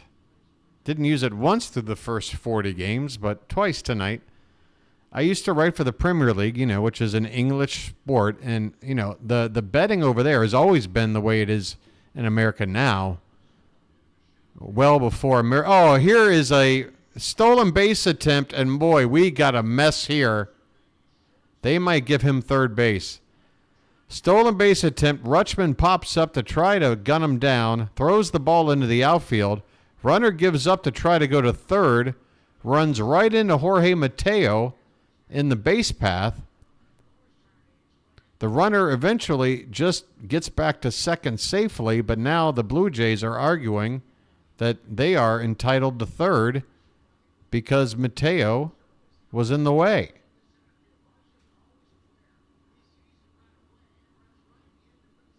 Thing is, Varsho got up and sort of just bull charged right into Mateo, who was just at the bag to make a play. It wasn't like Mateo was purposefully blocking Varsho.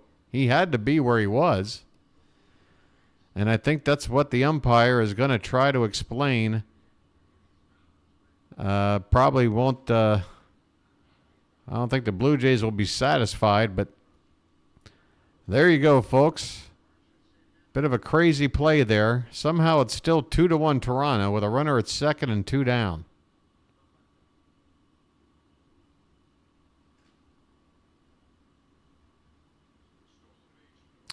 But Narniak, how many times have you said things are rigged? And when you say things are rigged, that sounds a whole lot like the betting world has something to do with the results of the games that we watch. And if that were true, then all these sports are just meaningless and we're wasting our time.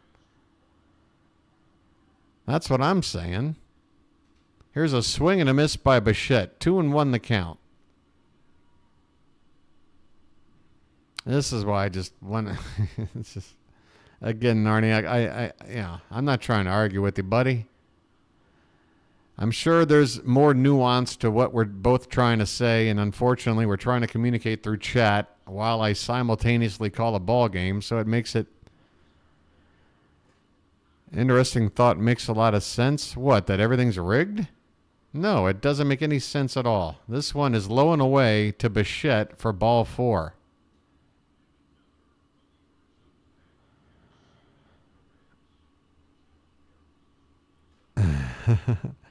Hey, look, there's a lot of BS out there, Narniak, you know, and I look to the game of baseball as a way to take my mind off a lot of BS. Now, I want to watch my team win, and sometimes I feel like my team gets hosed because an umpire makes a bad call, but I'm not sitting there and looking at the entire sport of baseball and saying everything's rigged. If I felt that way about the sport, I wouldn't sit around and watch it. I would find another activity. There's plenty of things to do. I've got other hobbies. I would just do those more. I would not waste my time watching something that is basically the WWE. That's not my thing. There's a long, rich tradition of baseball going on 200 years here. All right, 160 years, whatever it is. I mean, come on, man. We've got one is honest about what they do. I mean, are they? I think there's a lot of people gullible enough to believe that everything's still real. I was just about to bring up the 1919 Black Sox. So there you go, Narniak. You have to go back over a century to find an example. And I was just about to mention them. I was just about to mention that team just before I saw the WWE comment. We've got 2 out and 2 on here in the top of the 5th. 0-1 count on Jansen, and the pitch is inside 1-1. So, okay, all right. Once a century, we average a scandal. Does that sound like everything is rigged? Because those are your 2 points. Either everything is rigged or we average a scandal once a century. Which is it? How long it's been rigged. Yeah, stuff's been rigged going back to the beginning of time. As soon as 2 cavemen picked up a rock and one bet the other how long they could throw it, I'm sure somebody was pulling shenanigans. It doesn't make me sit here and think that everything's rigged, Narniak. Okay? And you're not going to convince me otherwise. I'm going to move on now and drop the topic. Here's the 2-2 pitch. High for ball 3. Full count, 2 out, 2 on here in the top of the 5th. Jansen at the plate, Webb on the mound. He's already thrown 24 pitches in the inning. Lewis, I just said what I'm going to do.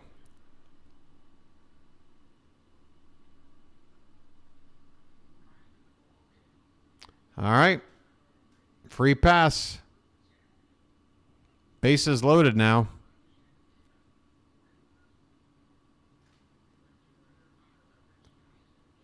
Jacob Webb in relief of Kyle Bradish. Davis Schneider, the batter, he takes high for ball one. Schneider's walked twice already today.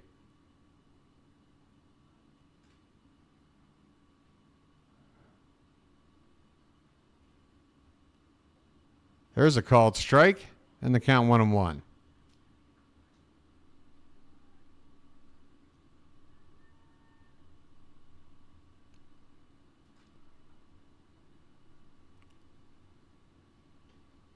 There's a nice placed pitch there by Webb. Top of the zone on the outside edge.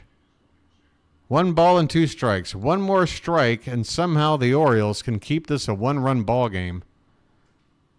The pitch, outside 2-2. Folks, my apologies for, getting off track.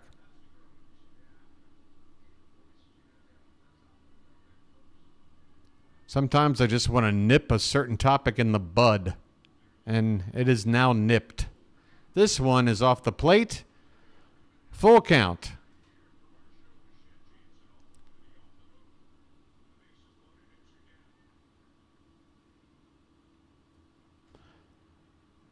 We're going to have motion all over the bases here.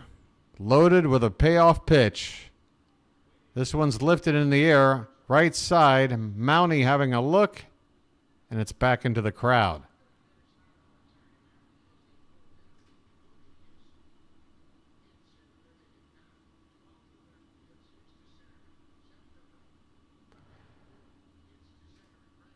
Solid advice from Card Crazed.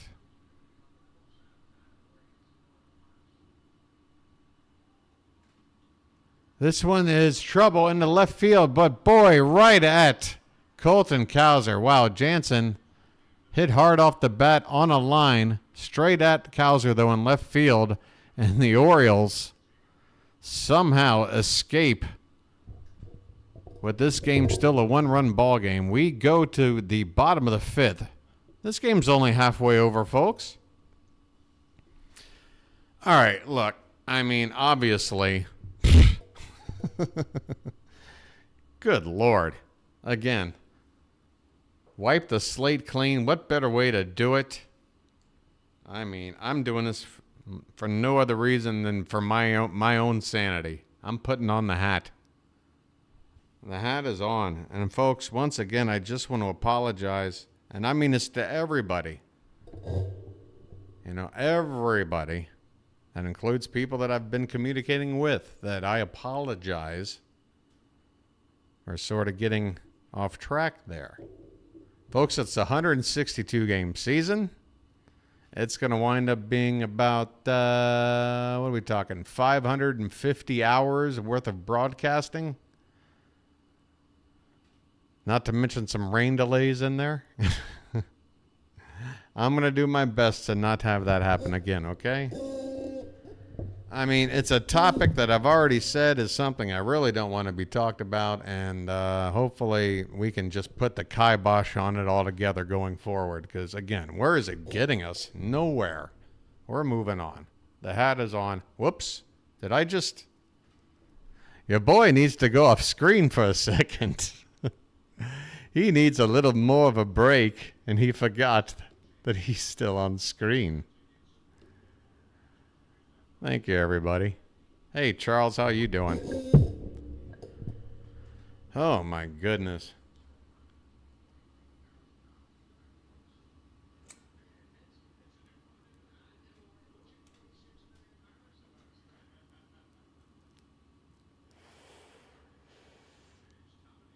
Yeah, Sean, I apologize.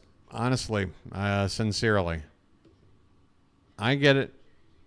Believe me, it's about, giving you guys something to be here for, not about my own personal whatever. And I let it get in the way. Jordan Westburg's at the plate after a called strike. He takes one up and away for ball one. Westburg leading off for the 3rd time today. He hit a homer back in the first. Be nice to see that happen again. This one's fouled back. 1 ball and 2 strikes.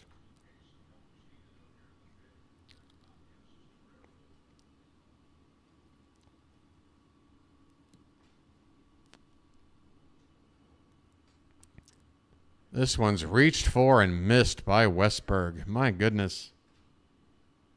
Kikuchi really making some Oriole batters look kind of silly up there, swinging and missing today.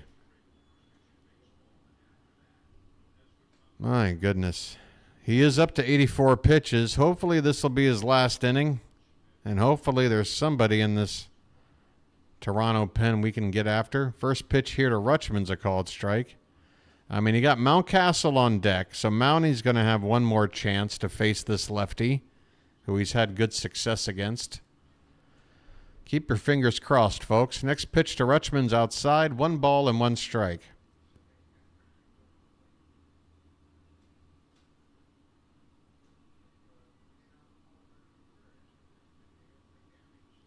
Who knows? Maybe I lost a whole bunch of subs because of that, too. I don't know. Probably really hurt. I heard a lot of stuff with all that. 2-1 the count now. Lesson learned. This one's low. 3 balls and 1 strike.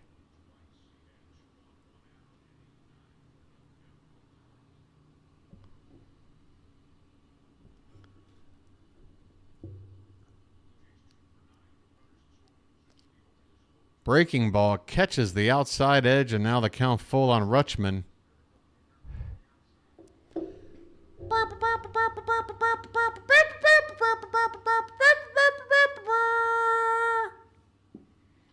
Let's see if anybody's still left. This one's hit into right field. That one's going to get down. There you go. Adley kid. First hit of the ball game.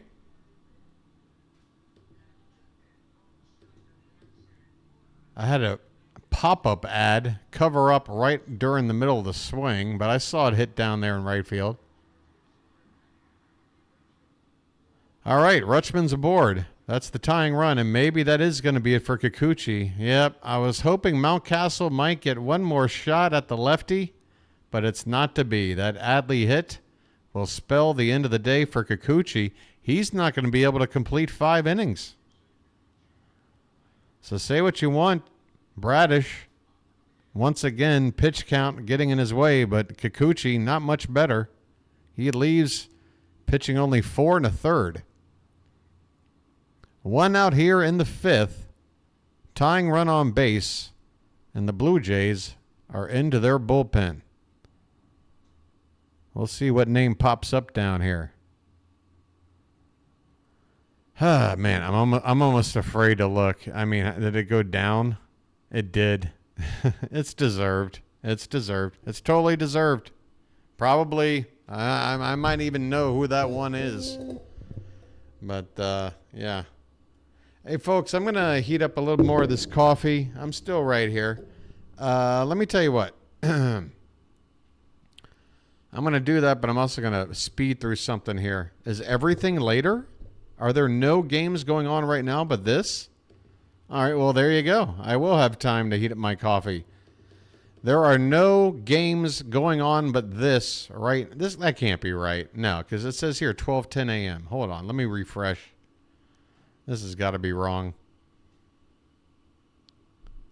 There we go. Okay, folks, in the bottom of the 5th, the Marlins have a 2-0 lead on the Tigers. The Brewers up 6-1 on the Pirates.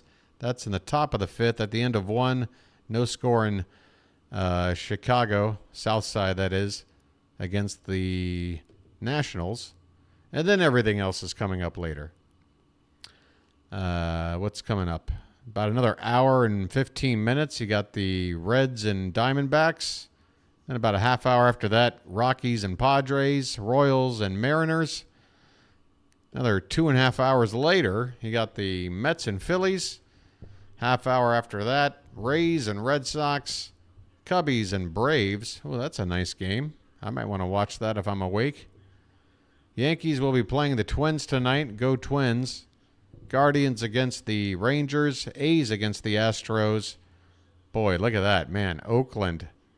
I mean, they are 43 games into their season, and they got a better record than Houston. Who had that on their bingo card?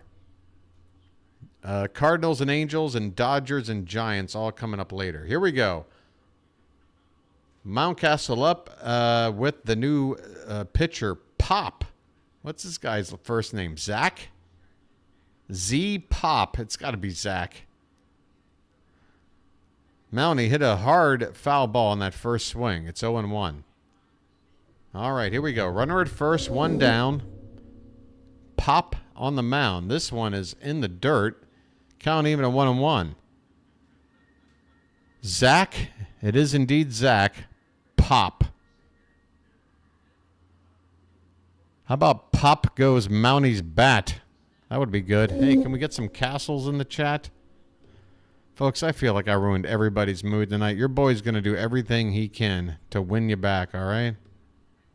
It might take a little bit. It's understandable. You know? I messed up. I own it. I completely own it. 1 ball and 2 strikes on Mountcastle. Pitch. Oh, he swings and misses at one low and outside, and that one wasn't close, folks. Not even close. Mountie goes down. 2 down here in the bottom of the 5th. And up steps Gunnar Henderson. And, folks, with Gunner's at the plate, it's sub-screen time. I'm sorry. Again, I don't expect anybody to sub right now, especially if you've been here for the past half hour. This one's low for ball 1, but I'm ready to wipe the slate clean and put what matters first of the ball game. 1-0 on Gunnar. Next pitch is lifted in the air to left. Long run over there and near the edge of the wall by the foul line. The catch is made to end the inning. Gunnar, when we're on the road, we've seen him go opposite field down the foul pole there area. I remember he did it in Milwaukee, a couple of other places. I just can't remember where. But here at Camden Yards, that's a tall order. So Gunnar flies out down the left field line and fair ground near the foul pole to win the inning. We head to the 6th. Blue Jays 2, Orioles 1. I'm going to start reheating my coffee now. Be right back, folks. If anybody just wants to say any positive words to your boy, the BirdWatcher, put them in right now, because maybe by the time I get back with a hot cup of coffee, I can see something that'll make me feel a little less I don't know. I feel I'll be right back. All right? I'll be right back. Here we go. All right. Where are we?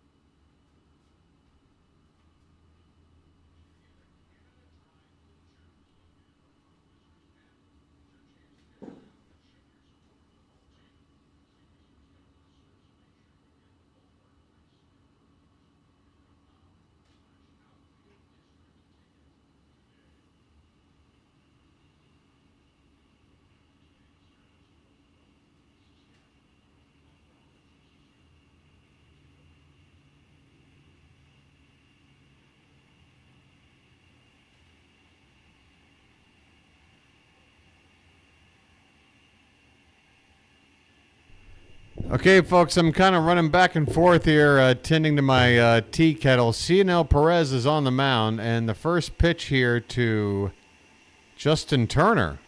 Justin Turner on the pinch hit here for Daniel Vogelbach. Turner was listed as day-to-day free agent signing by the Blue Jays in the offseason.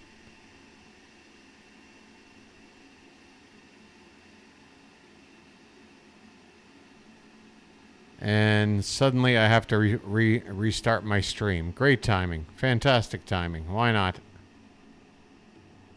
It looks like Turner's going to make the second out of the inning here.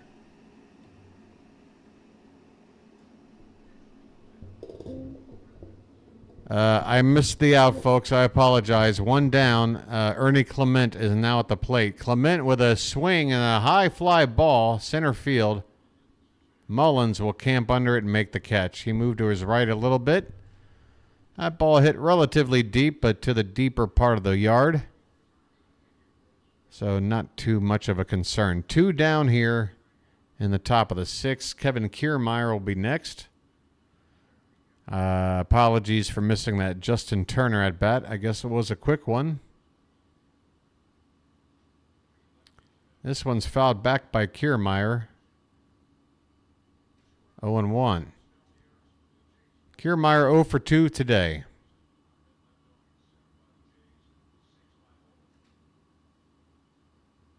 Thanks for the kind words, guys. Swing and a foul off behind the plate. I don't know if I should even read them out because it feels like I'm sort of patting myself on the back, but I'll be sure. Did I miss anything? Oh, wow. Jeez. Let me look at these between the innings, okay, guys? Thanks so much. I really appreciate it. Two down, the 0-2 pitch. Swung on and missed. Perez strikes out Kiermaier to win the inning. So Perez comes on, gets the job done.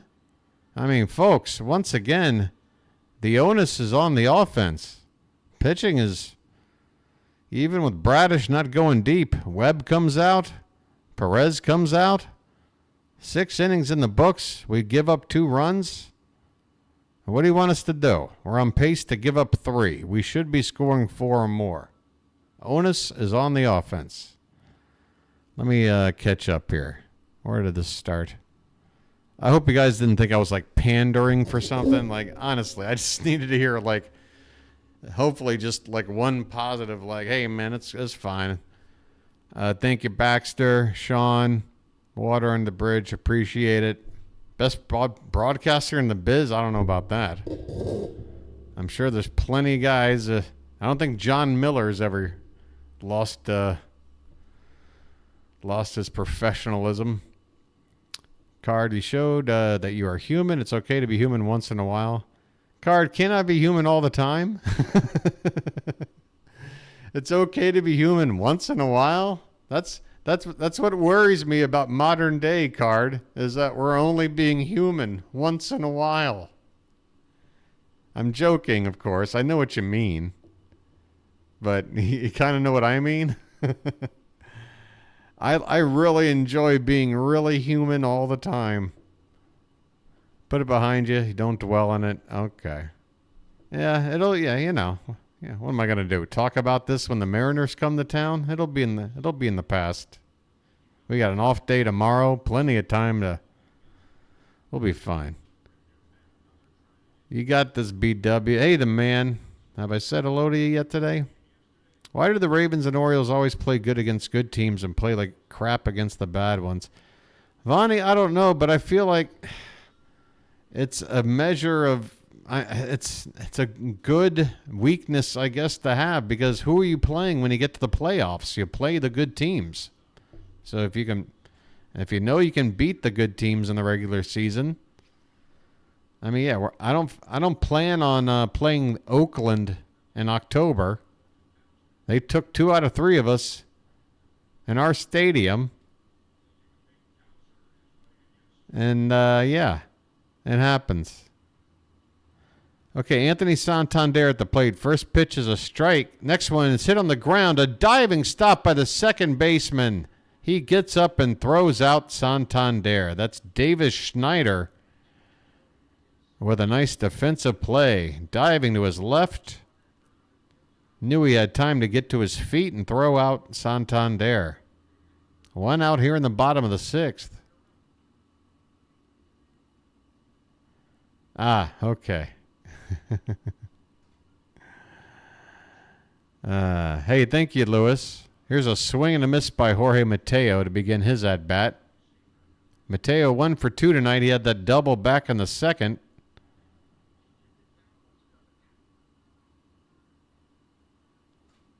That was the only other time the Orioles have threatened to score besides the leadoff homer from Westberg, which really wasn't a threat. It was the beginning of the ball game. He went yard. Boom. This one is a check swing. Count is 1-1. I guess they said he swung.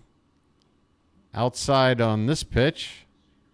2 balls, 1 strike on Jorge Mateo. Bases empty, 1 out in the bottom of the sixth.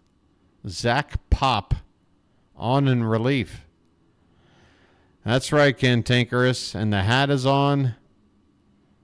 This one's on the outside corner at the knees. A called strike, count even at 2-2. I got to go pour my hot water into this coffee here in a sec. Oh, I'm still off screen. Wow, okay. Let me run over here. This one's lifted in the air. Mateo throws his bat away in frustration. A pop-up at first, just onto the outfield grass is Guerrero to make the catch. And there are 2 down. Mateo is retired. Colton Cowser is coming up. Folks, get those cows in the chat. He's got a base hit tonight. Oh, hold on. We got a pitching change. That's going to be it for Pop. He comes in and gets 4 outs without giving up a base runner. He did his job. We've got a few minutes here to moo all we want. It's going to be the lefty Cabrera on to face Cowser. Now, a lefty started this game. Now they're bringing in another lefty to exploit this bottom of this order with 2 lefties with McCann sandwiched in between. Are we going to use Hayes as a pinch hitter? He's back. All right, I need to get my coffee thing going. I'll be right back.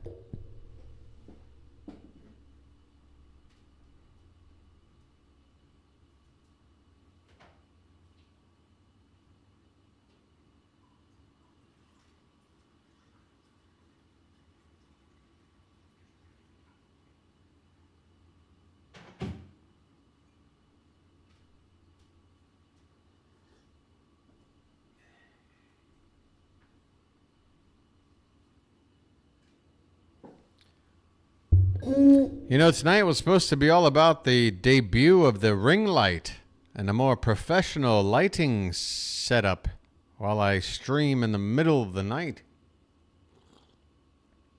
And yet here I am, probably off camera now in this game more than I've been in any other.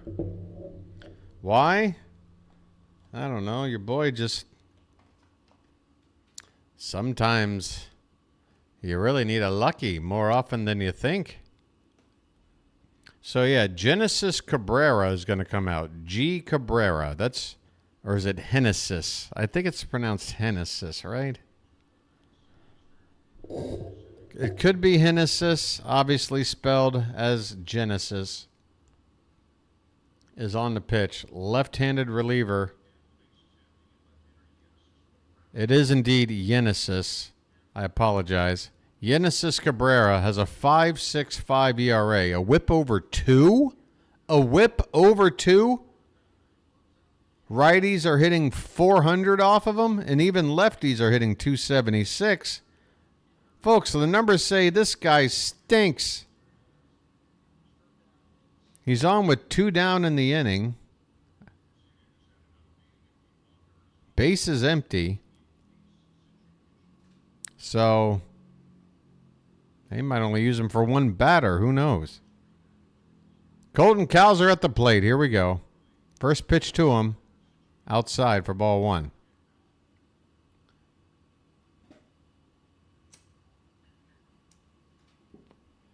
Cowser raised his average up 5 points with that hit in his last at bat. Now at 255. 1-0 pitch in there, called strike.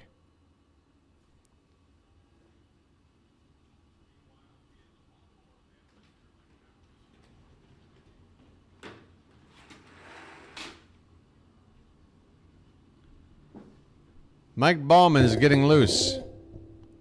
This pitch is low and away, but just by a hair. Cowser getting the benefit of the call there. 2-1 the count.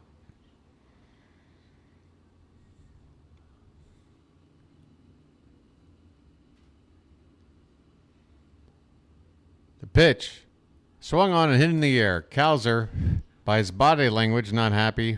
This one's in left center. The center fielder, Kiermaier, will sprint in and cut off the left fielder to make the catch. And in the inning, the Orioles, they've out-hit the Blue Jays today 6-4. Doesn't really feel like it, though, does it? We've had 6 hits. We've averaged a hit per inning, and yet it feels like we haven't really had much going in the Raleigh department. How many times? What are we doing? Just getting a bunch of singles with 2 out or something? How are we getting 6 hits? And of course we can't walk ever. We've just given up on the concept. We did get 1 walk today. That's interesting. Now the ESPN page, previously it wouldn't show me the walk count for the pitchers. Now it does. I'd have to reference the hitters to see who walked because it used to show that, but now it doesn't. So whatever ESPN.com wants to do, you know, they're going to do it. Sprinkle some Old Bay on those bats. Crab them up. I don't know.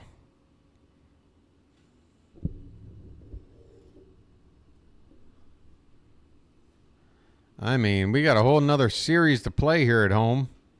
But this has been going on now probably, what? When would you guys say that our hitting has really, I mean, because for a while there, our pitching was so good, it kind of covered up the drop-off with our hitting.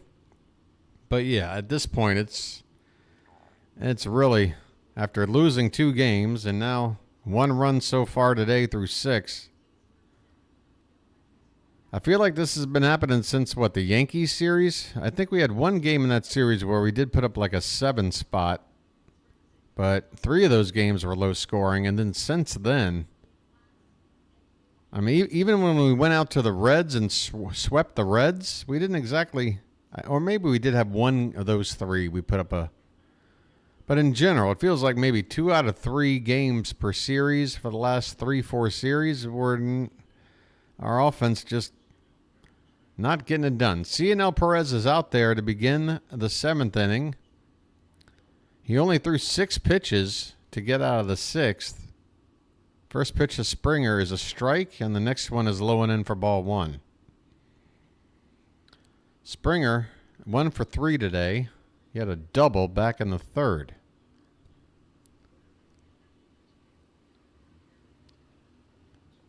This pitch is low. 2-1.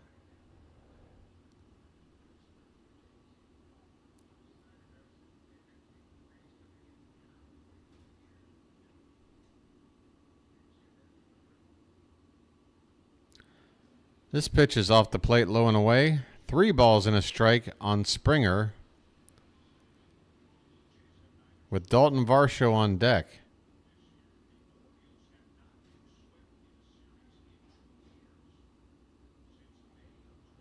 Pitch.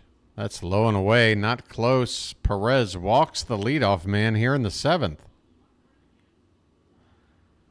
Well, he's got the lefty Varsho coming up next. You got to figure this will be his last batter. Mike Ballman again getting loose. Apparently he's going to be the next one in. to face Vlad Guerrero, who's due up next. We have a violation on the hitter, taking too much time to step into the box. So a automatic first ball applied to Dalton Varsho.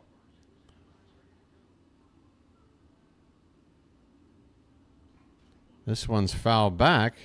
I'm sorry. Did I say automatic ball? I meant automatic strike. If I said automatic ball, I apologize. The batter, of course, penalized. And now he fouls this one away, so the count is 0-2. Runner at first, nobody out. This pitch is over the plate, but low. 1 ball, 2 strikes.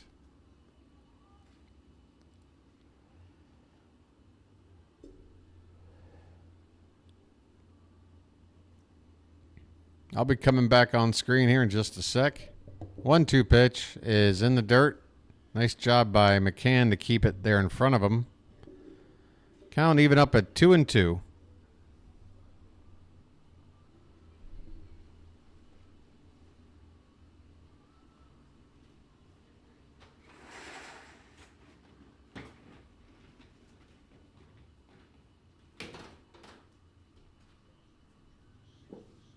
Check on the runner Springer. He's back standing. Still 2 balls, 2 strikes on Varsho. And where am I at? I'm somewhere around right here. Pitch. Swung on him. Fouled off to the right. Still 2-2 on Varsho. Uh-oh. Your boy didn't put this out.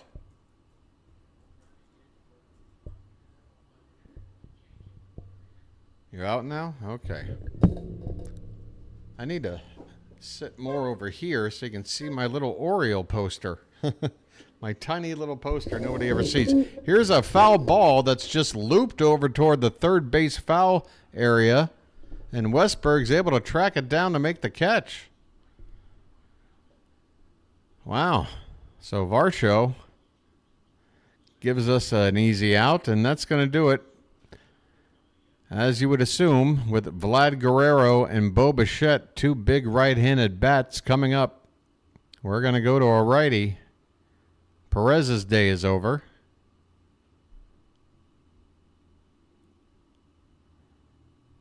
Mike Ballman is already listed on the ESPN site, so he will indeed come in to relieve CNL Perez. Whoo, doctor. Well, once again, we've got this early afternoon game, which for me, hopefully will be over by, I don't know, 2:30, 3 a.m. 2:30, I would think. We'll see. I can get to bed 2:30, wake up at like 8:30. That's not sleeping in late, is it?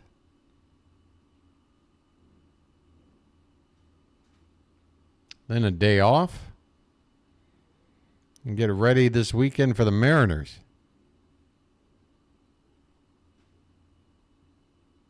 After that, we hit the road. St. Louis for 3, and then the White Sox for 4. And then we're right back home again. Oh, somebody's having a good time. Apparently, the LSD has just kicked in for somebody. In chat, have a good time. Hey, Rob. Good to see you, buddy. Hopefully your presence will help give us a little bit of luck here. We're down a run. Go into the bullpen here. Mike Ballman out in relief of CNL Perez. Whoops, sorry about that noise. There is 1 away and a runner at first. Vlad Guerrero coming up.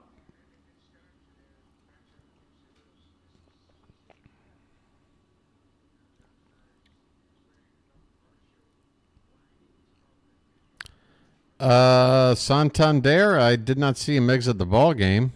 I would assume if he had an issue with his knee, they wouldn't keep him out there. Here's a check on the runner by Ballman before he throws his first pitch.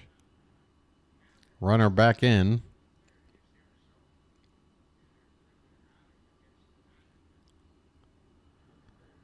Guerrero 1 for 3 so far today.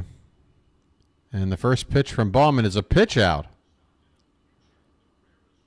And you don't do that much anymore. And it didn't really help because the runner wasn't going.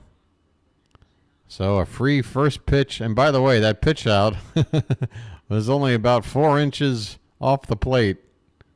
Rutschman had to lean back to catch it after stepping away from the strike zone. This one's off the plate and the count 2-0.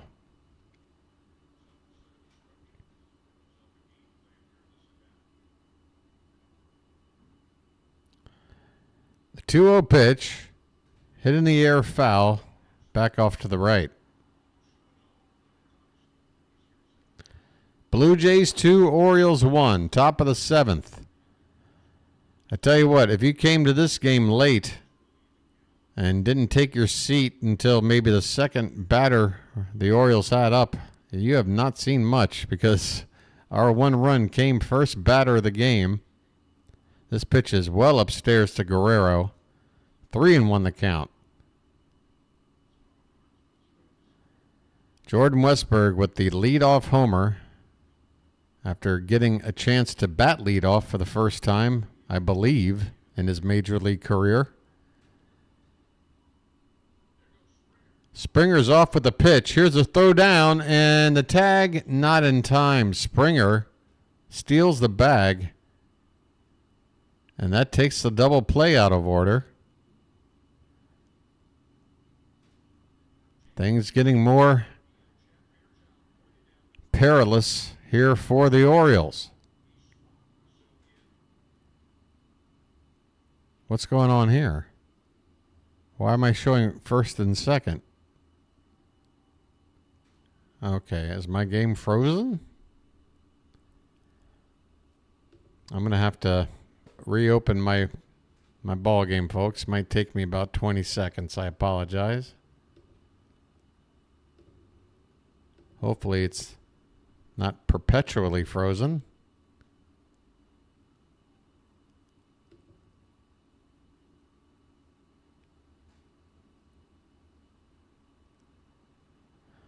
The umpires are having a chat about something. Maybe they're going to check some sort of call here. Unfortunately, I am completely out of the loop. Brandon Hyde is talking with one of the umps. I just heard one of the announcers mention the phrase check swing. Let's see. Now the replay is about to show something. Springer took off with the pitch. Guerrero did check swing. And are they? Can you challenge a check? You can't challenge a check swing as far as I know. Oh, the home plate umpire called Guerrero out on the check swing.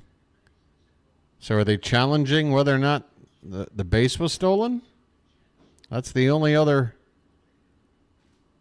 Whatever it is, the pause in play appears to be over now. We have it's Guerrero is still hitting, so I don't know what's going on. Guerrero's still at the plate with a full count and a runner at second now. 1 out. Are you kidding me? And right when Bauman goes into his windup, the game froze. You got to be kidding me. I'm going to go ahead and assume that pitch was fouled away because it is still a full count with 1 out. And I'm going to have to find a new stream, I guess, because this is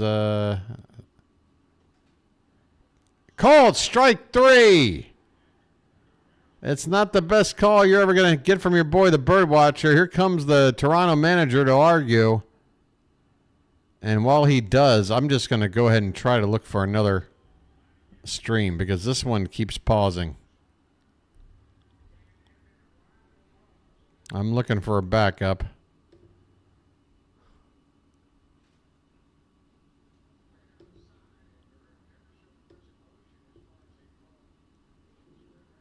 Guerrero threw his bat off, or his helmet off as soon as he got that strike called on him.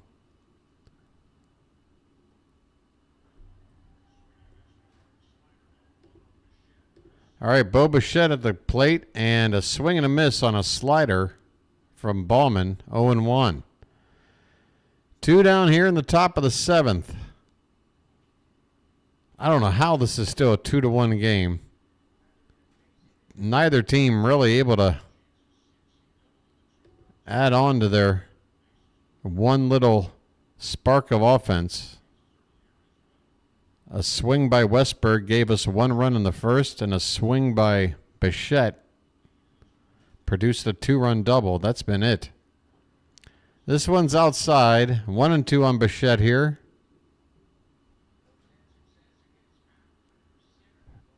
Only a 2-game series with the rain out, and Bichette still has 5 hits in the series so far. This one's hit on the ground. Henderson throws a bullet to first in time to win the inning. 7th inning stretch time here in Baltimore, folks. I know it's been a weird one here, but I mean, if anybody's going to get us back in the mood, it's a little John Denver. How about some cakes on the griddle? Get in there. I'm not a backwards hat guy, Case. I'm sorry.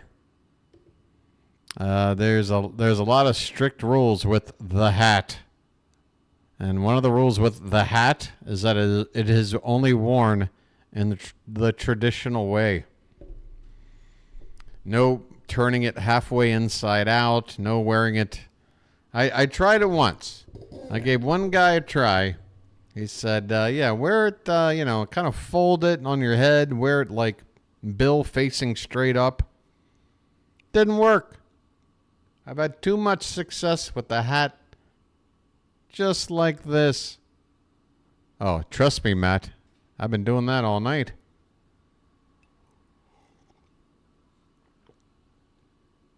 All right. I should be getting up and stretching. Is there some spoiling going on? Hey, Lizzie. Lizzie, I let everybody know, I don't know how long you've been here, about that Santander Mother's Day video you uploaded. I remember seeing a thumbnail for that, and I didn't have a chance to look at it, but thanks for posting it, because it reminded me of, yeah, I should look at that. Very touching little video with Anthony Santander and his mom. Backwards will do it, trust. Well, can you trust me? Works both ways, doesn't it? All right, here we go. Brian McCann will come up to hit. Why? Because Adley's our DH, and the only way we can pinch hit for McCann is to remove the DH. It's just another reason why I don't understand why we keep doing this. Cabrera on the mound. First pitch to McCann is a called strike. McCann is averaging 206 at this point in time. I sound like I've been drinking a little. I swear it's only coffee. 0-1 the count on McCann. This one's lifted in the air. It could be trouble. Down the right field area. Guerrero goes into a slide and it'll fall in. Brian McCann. That's where you need to go when you can't square up a baseball. Hit it over the shoulder of Guerrero. That ball. Guerrero trying to track it the whole way, running with his back to the baseball, looking above his head. He just had a feeling he wasn't going to be able to make that catch. Hey, man, Jim Palmer's a legend. I'm just some dude. Okay, Austin Hayes is on the pinch hit for Cedric Mullins. So here we go. I just don't understand why we didn't do this to begin the game. If you're telling me right now that Austin Hayes is a better matchup against a lefty than Mullins is, then why not start the game with him? What do I know? What do I know? I don't know. You tell me. But we got Austin Hayes up at the plate. Runner at first, nobody out. That's the tying run at first. Good Lord, we need some offense. Can Hayes give us some? He swings at the first pitch and fouls it back. So the Oriole approach continues. Go up there hacking. Rob, we brought Stowers up, I feel, because they felt like, all right, Kjerstad is only going to get this kind of at-bats. Let's let him go back, get more at-bats, and use Stowers in the same spot because it's not as big of a deal. Plus, it gives the Orioles a chance to sort of showcase Stowers at the big league level. I got a feeling if we are looking at making a trade package to get a bullpen arm, that Stowers might be a name we want to put on the list. So maybe giving him a little bit of play here in the bigs can up his value a little bit if he can do something up here. 1-2 the count on Austin Hayes after a swing and a miss on a pitch low. Runner at first, nobody out. Hayes on the pinch hit. His first at bat since he went down with an injury. This one's low. Count 2-2 now. So that makes sense to you, Rob? That sound like either way, but the Kobe Mayo should have been the guy. I mean, not Stowers, not Kjerstad. It should be Mayo. There's more uses for him. This one's hit in the air to right center. Going back on it. Still going back. And that ball's going to drop in between the outfielders. Chugging over to third base is McCann. And I tell you, if anybody else but McCann is running, he would have scored on that ball. A gapper in the right center. First double of the season for Austin Hayes. And are they going to pinch run for Hayes? This must be the reason. Hayes just must not be able to play in the field yet. I guess he's still not 100%. That can be the only... That would make sense as to why he wasn't in the lineup. All right, that knocks out Genesis Cabrera. The Orioles now have something cooking here with nobody out in the bottom of the seventh, folks. Cakes are on the griddle. Tying run at third. Go ahead run at second and nobody out. My God, let's cash this in. Come on, folks. All right, this is it. Your boy's feeling it right now. I don't know if it's the caffeine or the nicotine or the fluoride. I don't know what it is. But your boy is getting up in his chair. That's right. I'm straightening out my back. I'm cracking all the joints. I am ready. Yeah, you awake too, the man? Who wants to wake up? Let's go. Right now, it's a little after 2 in the morning, my time. I'm just hitting my peak. I'm sick and tired of watching this team lose and not hit. Kyle Stowers is on the pinch run for Austin Hayes. He is in the ball game, folks, in some capacity. I'm assuming he will take over. Well, he'll probably shift to left field, and Cowser will move over to center when we go to the eighth. So there's your move. Stowers. A defensive upgrade over Kjerstad. Now, he's not, I wouldn't say he's an above average defender, but definitely an upgrade over Kjerstad. You feel better about him.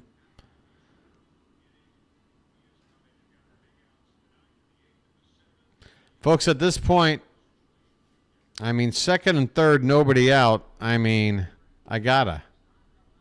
If you want me to look at a different page, just tell me. What, you want to look at my Twitter? We can do that, but I can't look at the scoreboard page and have anything spoiled here, given the situation. We all got to bear down and hope for the best. And we're going to need it, folks, because Yimi Garcia is the right-hander out there. First pitch is a called strike on the outside corner, and this ump if you wouldn't mind, sir, maybe making your call about 3 seconds sooner than you do. Westberg at the plate. 1 strike on him with 2nd and 3rd and nobody out. Next pitch, a slider. This one farther off the plate than the first. And Westberg lays off to even up the count at a ball and a strike. The infield is playing sort of midway.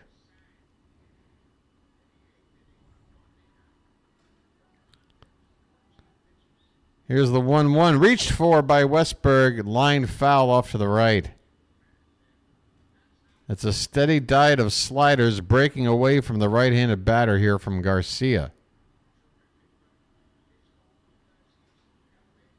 Westberg has got to hang in there and cover this plate. But the way other bats are going right now, he's been the guy we've leaned on lately. This pitch is upstairs, 98 miles an hour. Easy to lay off, 2 balls, 2 strikes.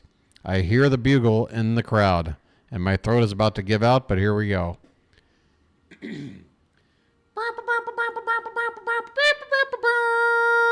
Had to do a short one, because here's the next pitch. Lifted foul behind the plate. Here's a real one.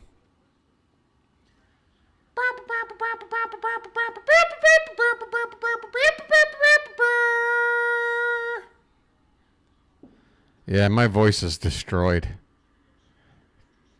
The 2-2 to Westberg. Upstairs, he swings and misses. Oh, my goodness. That pitch kept rising and rising. Letter high by the time Westberg took, not even, shoulder high maybe. Down goes Westberg, 1 away. Hang in there, folks. I know that's not the result you want, and I know we are just desperate to bust open the doors here. But we got Mountcastle up here. Wait a minute. Did they walk Rutschman? Mountcastle just popped it up on the first pitch, and Guerrero makes the catch. So they did walk Rutschman. They intentionally walked Rutschman, and Mountcastle pops out in foul ground on the first pitch. Wow. Wow. So now there's 2 down. We had 2nd and 3rd, nobody out, and the guy at 3rd is the tying run. He's still there with 2 out. Gunnar Henderson at the plate, bases loaded. The pitch. In there for a strike. Book Duck, I'm telling you everything. Bottom of the 7th, bases loaded, 2 down, an 0-1 count on Henderson. Toronto 2, Orioles 1. Pitch on the ground, right side. The first baseman, Guerrero, takes it and tags the bag himself to win the inning. Wow, wow, wow. Just terrible. That's okay, Book Doc. I mean, when you turn on the radio, it doesn't automatically tell you everything that's happened to catch you up. Sometimes you just got to hang in there a sec. I'm not going to leave you in the lurch for too long, but we just sat through one of the tougher innings in this drought of offense right now. 2nd and 3rd, nobody out with that tying run and go-ahead run, and we couldn't even get the tying run in. Unbelievable. And that was with the likes of Westberg, Mountcastle, and Gunnar. They all had a shot. I mean, it doesn't get worse than that for us.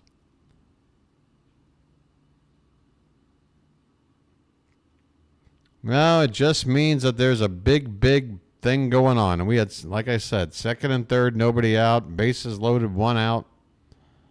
Just trying not to let anything get spoiled and broadcasting the game. 0-7 with runners in scoring position tonight. Man, oh man, oh man. I mean, it's a test. It's a test. It's going to be tough if we don't come back in this game. It's going to be tough. This is a real test here. I know.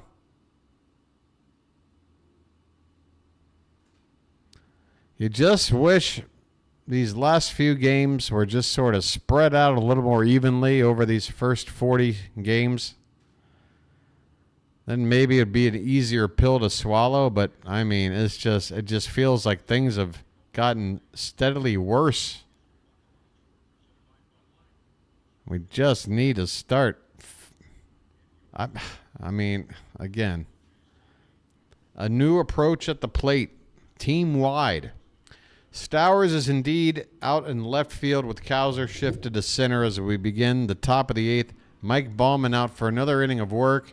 Danny Jansen at the plate. And the count is now 1-1 after that last pitch.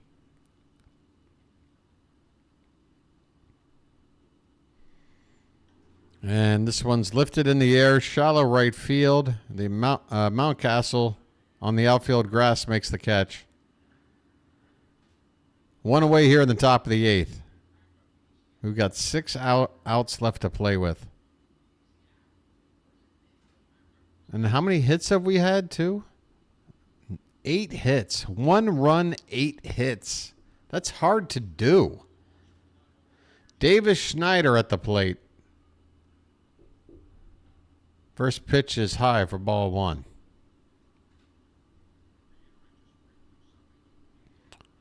I feel you, Brian. I feel you. Come on, man.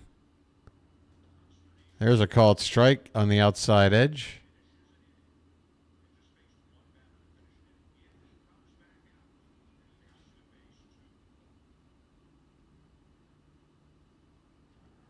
One pitch is in there, a strike. 88 miles an hour, outer half of the plate. Carrie, you sound like all of my ex-girlfriends.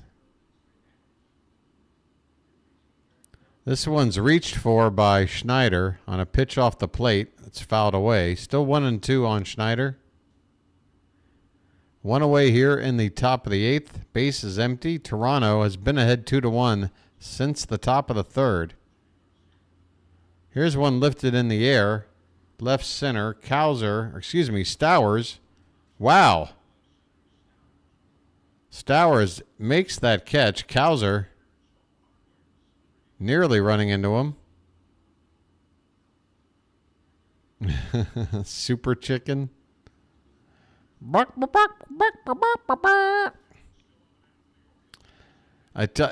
Guys, I'm not. I don't know how long I'm gonna be able to do the homemade bugle charge. My throat. I'm gonna get like laryngitis or something eventually, I think. Justin Turner at the plate. He stays in the ball game after pinch hitting for Daniel Vogelbach earlier. 0 for 1 after popping out in the sixth. First pitch is off the plate. Next one is lifted in the air to center. Coming in is Cowser. He makes the catch. And the inning is over. Baumann, he went 2 1/3 the other day, giving up just 1 hit, nothing else. So far today, he's looked pretty good. We go to the bottom of the eighth. For the love of all that's holy, let's get some frickin' runs here.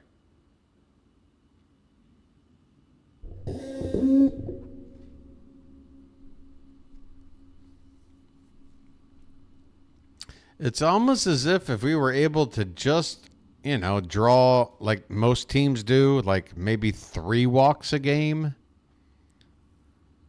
That maybe, just maybe, one of those walks mixed in with all the hits we've had would have been the difference in getting at least 1 more frickin' run on the board.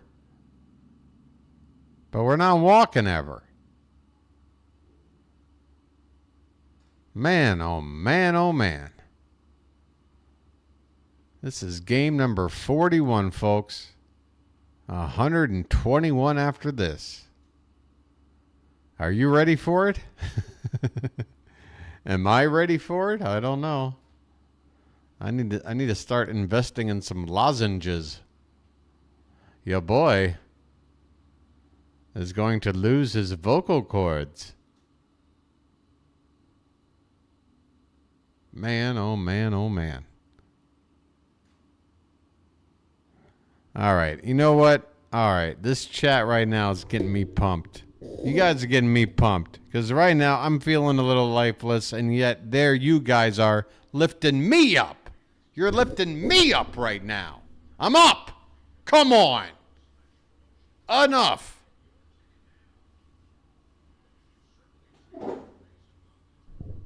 I'll make this chair comfortable. Let me get that hat fitted. Anthony Santander at the plate. First pitch. Swung on. Hit on the ground. Opposite field. Base hit. Down the left field line. Coming in as left fielder. Santander is going for 2, and he is safe. He's safe. A hustle double from Anthony Santander to lead off the bottom of the 8th. Tying run in scoring position. Let's frickin' go! Come on. Santander, with the shift on the infield, had all kinds of room if he wants to go on the ground, third base side. That ball just rolled forever until Varsho was able to track it down, allowing Santander to make that a 2-base hit. No pinch runner for him. And I don't blame it. We might need his bat one more time in this game. Mateo squares around a bunt and brings it back. It's 1-0 on Mateo. Folks, no spoilers, please. And for some reason, I don't know what to do. Subscreen or no subscreen? Because I don't know what to do right now. I don't know what's working. Here's a check swing. Well, it's a foul ball at the bunt attempt. Guys, again, I don't wear my hat backwards. That's not how this hat works. You have to trust in my hat. It's gotten you this far, folks. Another attempt to bunt, and now Mateo has to go down to his butt on a pitch up and in.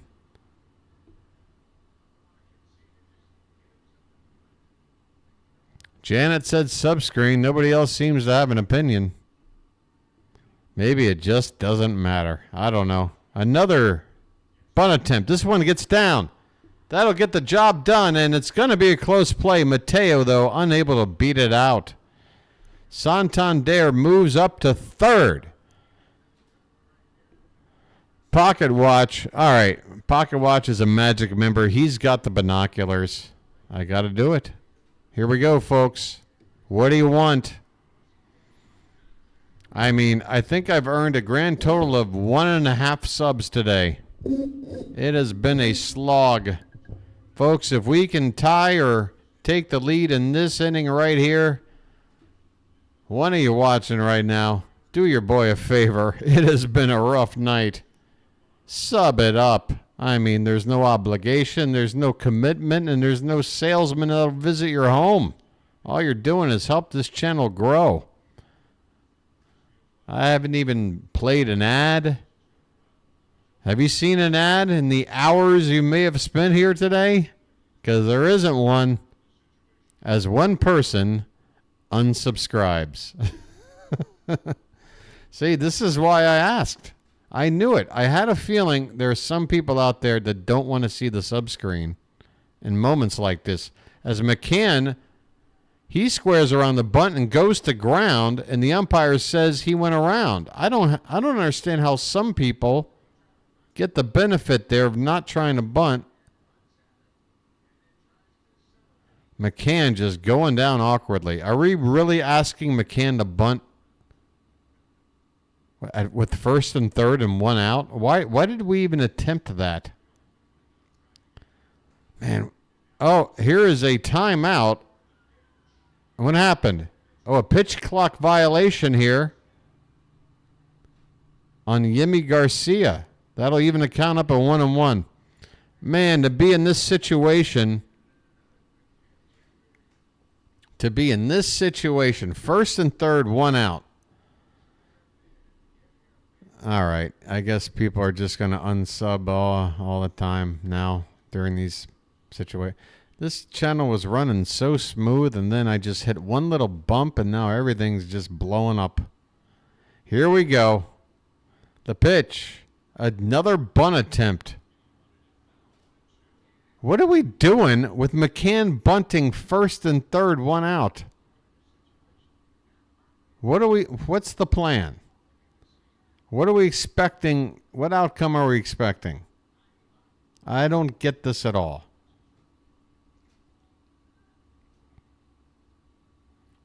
Another 1-2 coming.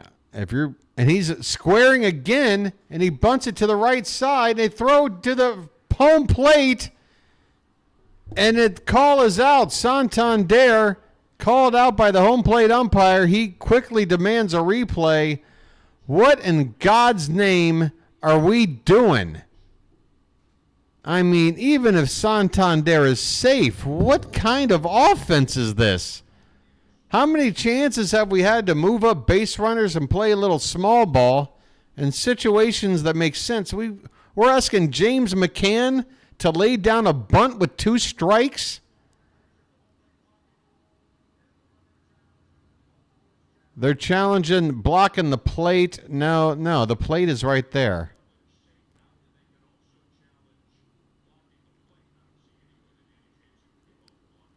There's no blocking the plate there. I mean, the only thing to challenge here is whether or not Santander touched the plate before he got tagged.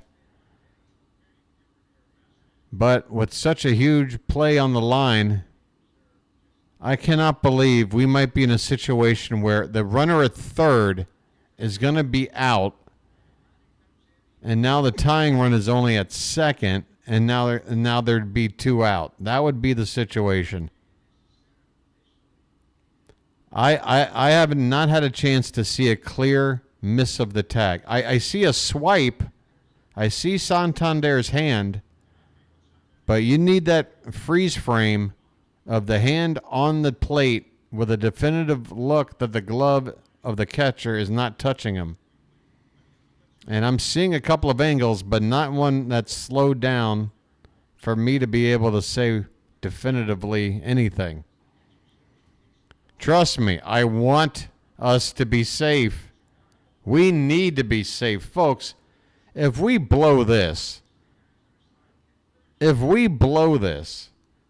what is is there anyone in chat right now that thinks, yeah, first and third, 1 out, down a run in the late innings with 2 strikes, I want James McCann to bunt?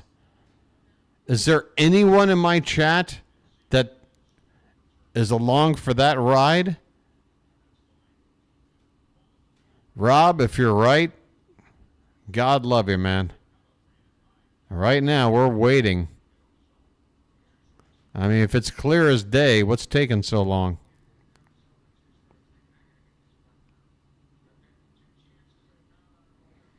Has to be enough to overturn the call, and that's what I'm saying. I have yet to see. Normally, you get that freeze frame shot of, okay, there's Santander's hand, and there's the glove in relation to the hand. He's safe, but I have not seen that, and until I do, I can't say they're going to overturn it.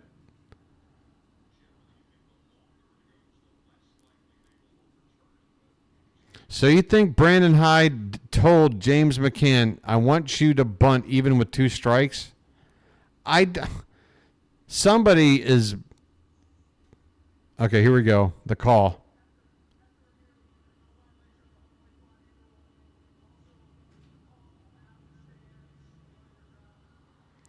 We don't get it either way. There's no blocking of the plate illegally, and the runner is indeed tagged out. So, folks, there you go. Challenge unsuccessful. And this has got to be just the most befuddling rally I've ever seen in my life.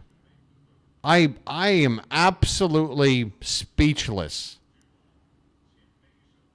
I am absolutely speechless. What happened to it's clear that he was safe? Like I said, I never saw any clear thing.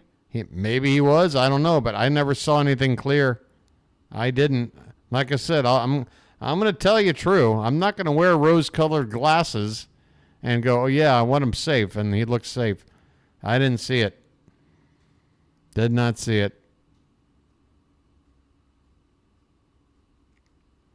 James McCann, first and third, 1 out, down a run with 2 strikes, bunts. And again, here's the other part of the equation. Everything I just said already makes 0 sense, but then add this into the equation. Santander's the runner at third. We don't even have a decent runner at third for the play that you're trying to pull off, which is, I guess, lay a bunt down so that maybe you avoid a double play and the runner from third can come in. Well, guess what? If the bunt's right there in front of the mound or whatever, you're going to have a play at the plate because Santander is not that fast. It doesn't make any sense any way you look at what just happened. No sense. Afraid of the double play. Well, now he got nobody at third and 2 out. So it might as well be a double play. Just makes no sense. 0 sense.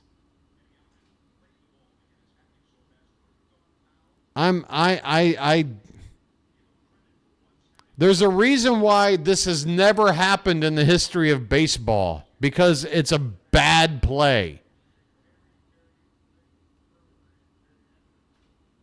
All right, man, we got to lock in. Kyle Stowers is going to get his first plate appearance of the season with Tim Meza, the lefty, now on to face him. I'm sorry. Ramon Urias is on to pinch hit for Stowers. Never mind. I thought I might see Kyle Stowers, but with Meza out, Urias, the pinch hitter, first pitch is fouled back for strike 1. Tying run now at second base with 2 down. Another runner at first. Swing and a miss on a pitch high, and Urias quickly in the hole, 0-2. Stowers, he's ready for a primetime pinch running appearance.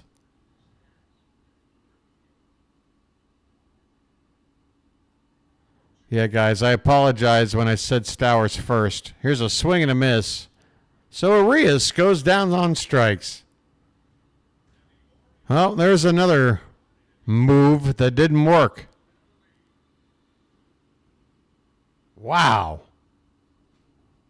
I mean, I just feel like I'm just getting sucker punched in the back of the head over and over again right now.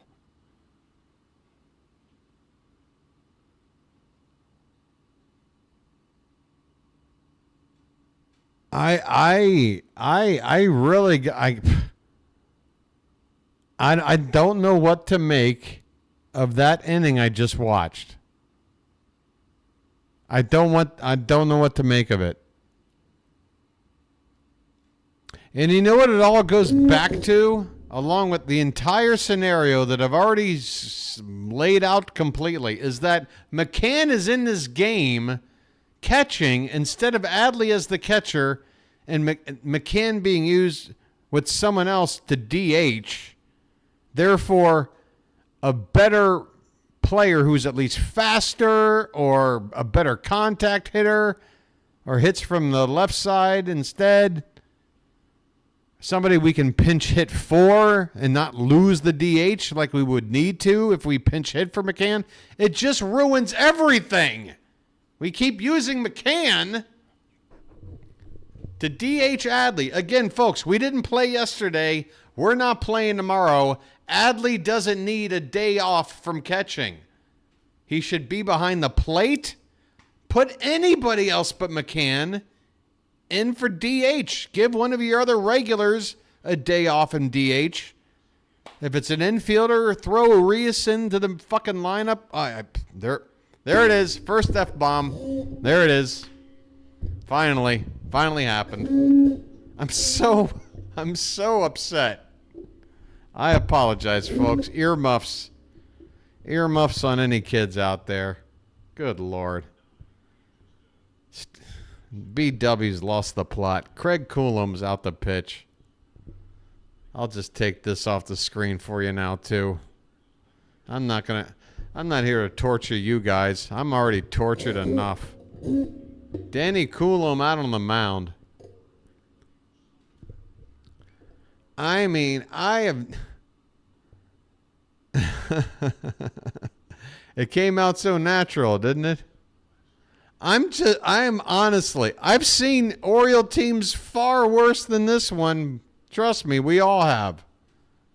But I really got to rack my brain. Here's a fly ball to right field, and going into a slide is Ryan O'Hearn, who's into the ball game and playing right field. I guess so he came in. Wait, O'Hearn replaced Santander? So Santander stayed in the game to run at third when it was a crucial run in a bunt situation. Why didn't we pinch run for him if we were going to just take him out of the game now? I don't know what I'm watching.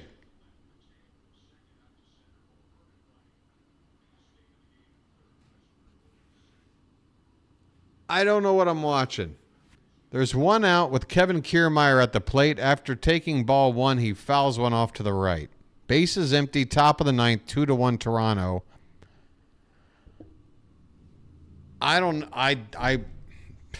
Maybe Santander got injured.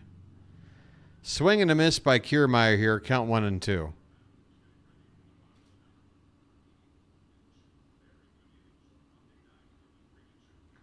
Yeah, folks, I apologize for letting one slip out there. This pitch is upstairs from Coulombe.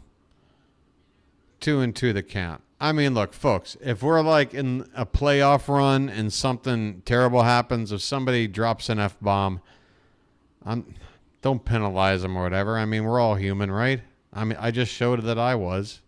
I think I've showed I'm human tonight on several occasions. 3-2 the count on Kiermaier now. One out, base is empty in the top of the ninth inning. And a game that just, I don't know. Lizzie. This one's hit hard in the right. Backing up is, oh my goodness, it's off the base of the groundskeeper shed. Actually picked up out of the padding there. The fielder, O'Hearn, could have just probably threw his hands up in the air for a ground rule double, but he does field it. Kevin Kiermaier with a double here, one out here in the ninth.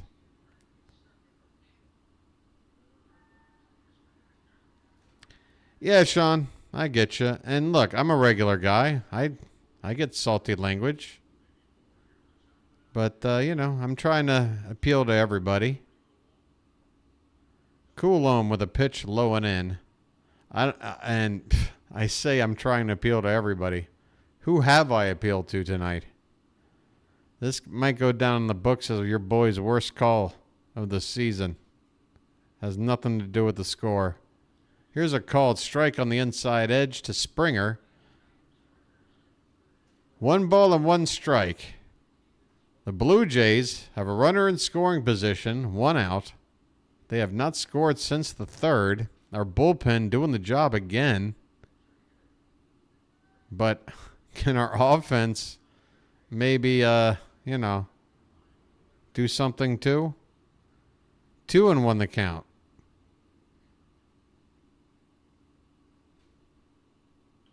This one's tagged, but right at, is that Stowers still out there? Who's in left? Everybody's all moved around. Cowser has gone from left to center and now back to left. Mateo is in center. Westberg moved third to second. Urias is at third. A lot of changes, folks. I apologize for only getting to them now. So to wrap things up right now, you got Mountie at first, Westberg at second, Gunnar at short, Urias at third. First pitch to Varsho is low for ball 1. Cowser in left. Mateo in center. And Ryan O'Hearn out in right field. I mean, what is this defense we're looking at right now? This one's hit in the right center. O'Hearn with a long run, and he makes a lunging grab. Boy, Ryan O'Hearn has been busy since taking over in right field. We're going to the bottom of the ninth. What in God's name am I been watching tonight? Is it this ring light I bought? I mean, if we're talking about good luck and bad luck, this is the first ring light game in the BirdWatcher channel history. I decided, let me invest in a little professional lighting when I'm calling these games at night instead of that awful fluorescent light. And look what this gosh darn thing's done for me. Really? $34 for this? Oh, boy. We go to the bottom of the ninth. It ain't over, right? That's right. As bad as it's been. One swing, new game. Remember when Santander hit that game-tying home run in the 8th inning? What game was that a few games back? And then we came back and won that one.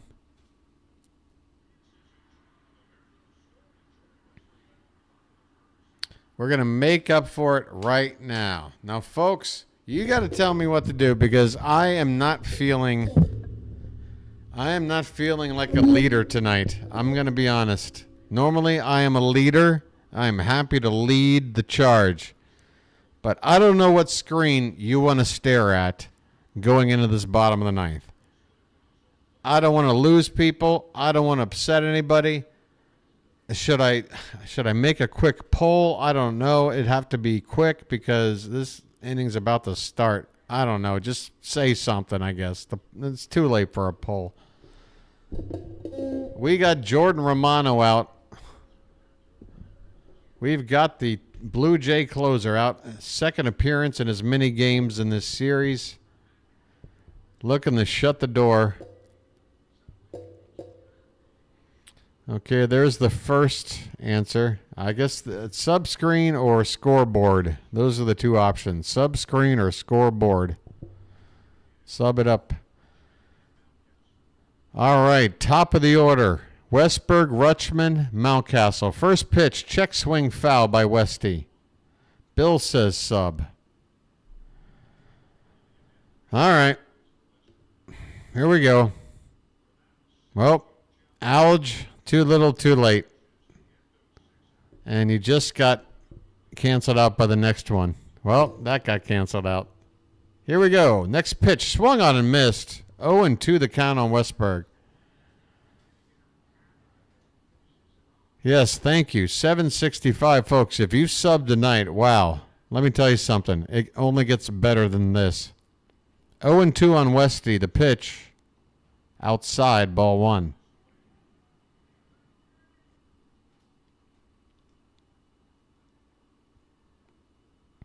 Again, a reminder, folks, regardless of the outcome of this game, there's a certain record that will remain intact. This one's hit back up the middle and off the glove of the second baseman.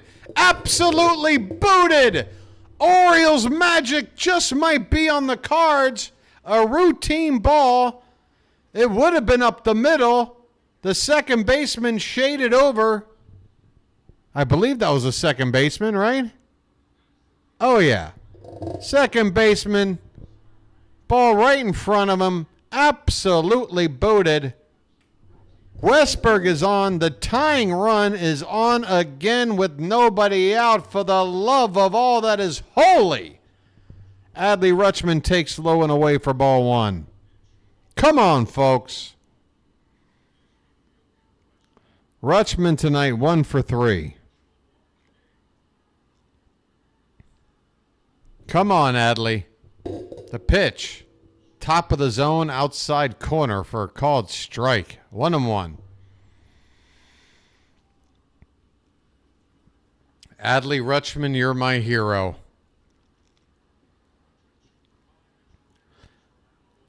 The entire culture of this franchise changed when you got caught up, my friend. Let's show these Blue Jays who we are. This one is low and away. 2 balls and a strike.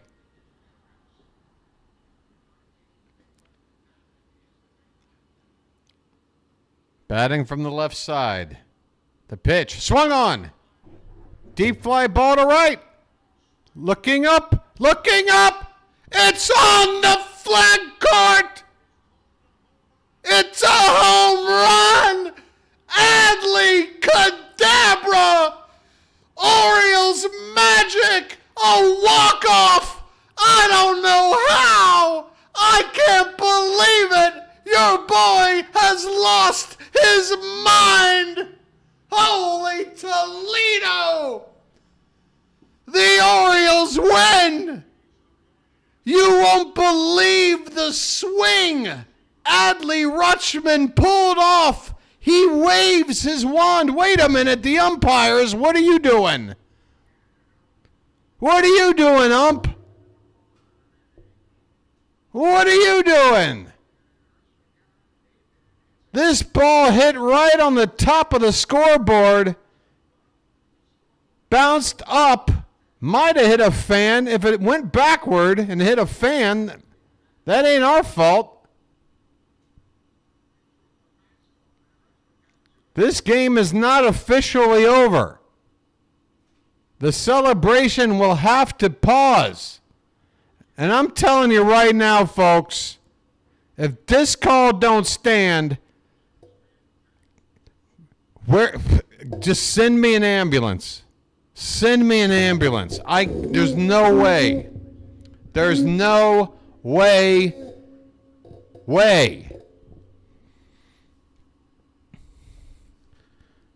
There is a green padding at the top of the scoreboard. It bounced on the top of that and then up and then back out onto the field. Home run! Game over!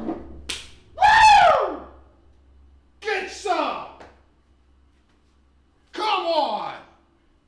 Come on! Come on! Come on! We walk it off!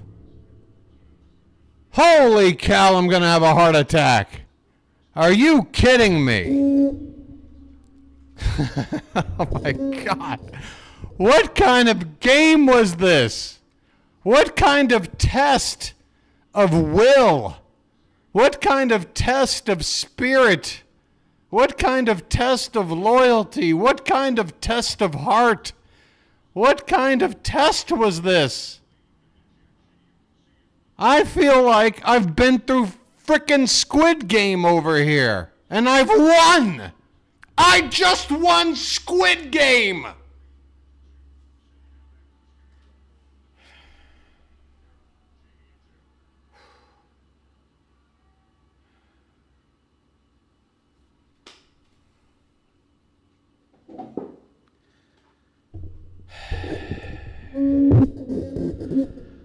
Ladies and gentlemen, that number should be 777 because how lucky.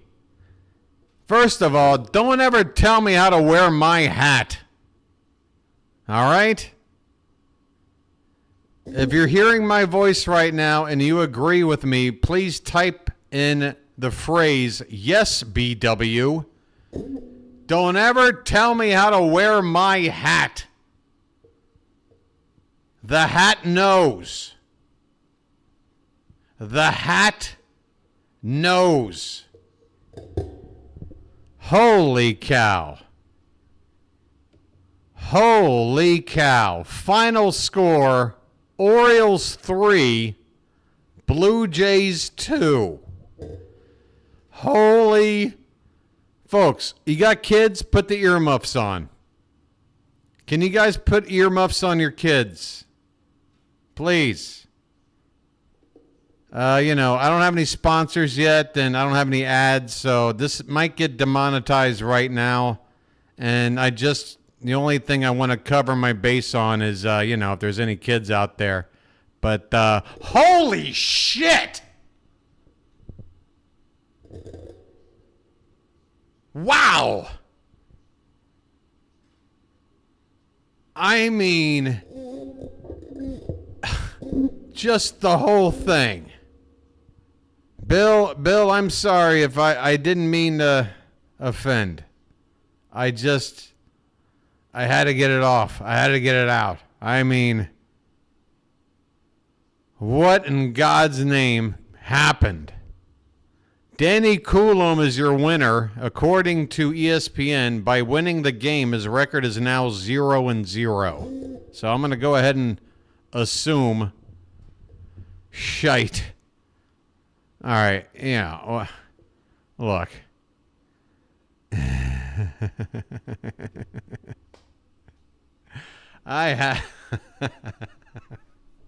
You guys.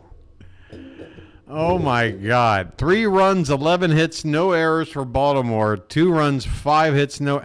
How did the Blue Jays only have 5 hits? It felt like they had guys on base the whole damn game. I don't know. This is one of the strangest games I've ever, never mind called every play of, just seen. Period. This is an absolute, this is what baseball is all about, folks. This is what baseball is all about. Yo, Brian, if you won $100, where's my super chat? Spread the love. Come on. Your boy just about had a coronary, bringing you all the up-to-date on your big win. Good Lord. Look. I mean, I still got, I don't know how I'm going to get over the whole James McCann thing.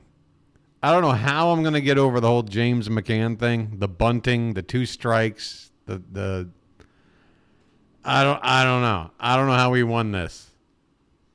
The ball was an inch away from not being a home run. I mean, this was, if this ain't Orioles magic, what is? What is? This is something, I mean, things are happening here that aren't, normal. I don't know what to tell you. What do you mean, BW? McCann bunting with 2 strikes, with 1 out and a runner at first and third? What's abnormal about that? Nothing. Great job, Brandon. Great job, everybody. You won, right? All right. This is a longer than normal post-game show. As your boy, you know what? Again, I've already cursed. I might as well go off brand one more time. Again, folks, if you do have a minor and you don't want to see or hear anything that might be adult content, you can go ahead and sign off. Your boy's going to have a lucky on air. He deserves it.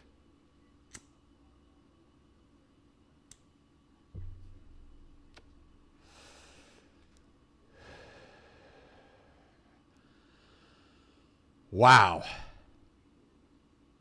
I mean, highlights, anyone? I should just be reading through the chat.